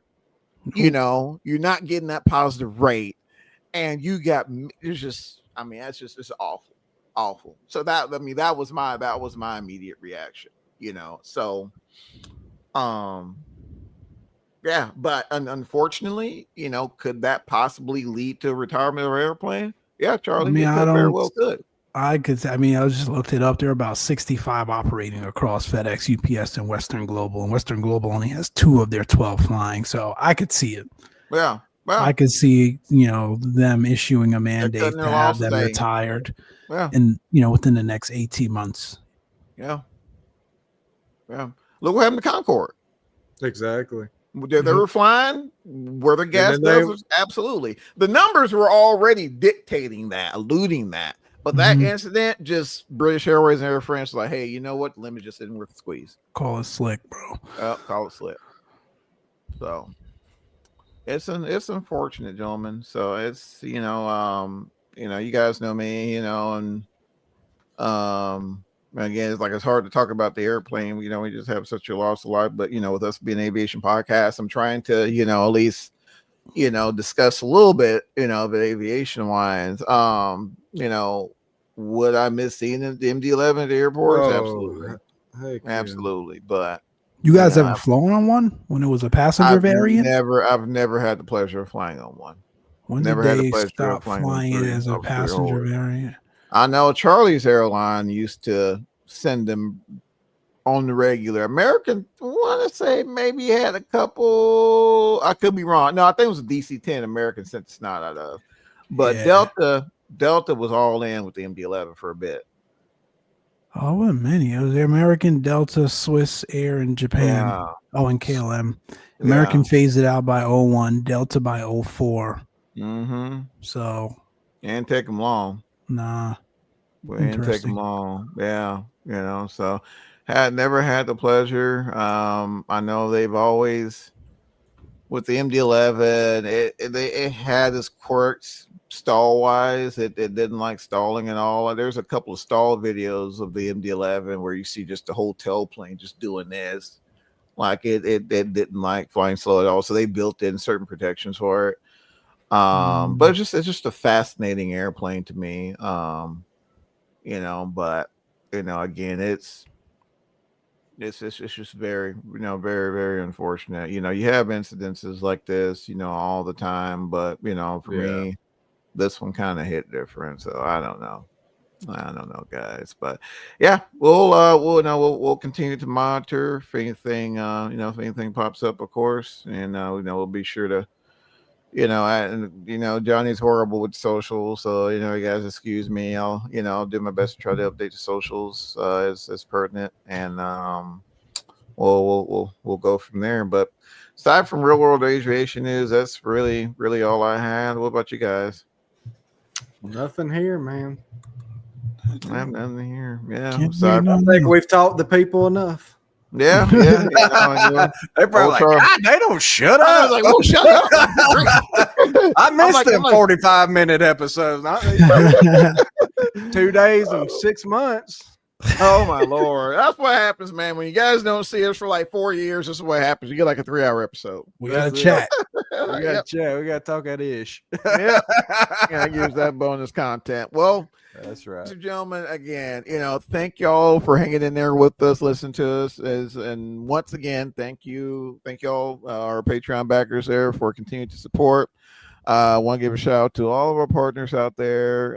Love you guys. Appreciate you guys. And for the rest of you guys out there, of course, we're going to have another show for the holidays for sure. I'm trying to get something kind of special, so we'll see how that works out. But aside from that, you guys have an awesome Turkey Day. Make sure you guys love it. I didn't record it, dang it. But one more time for people, Charlie. All right, guys, take care of yourselves and each other. Keep the blue side up. We'll see it. See it.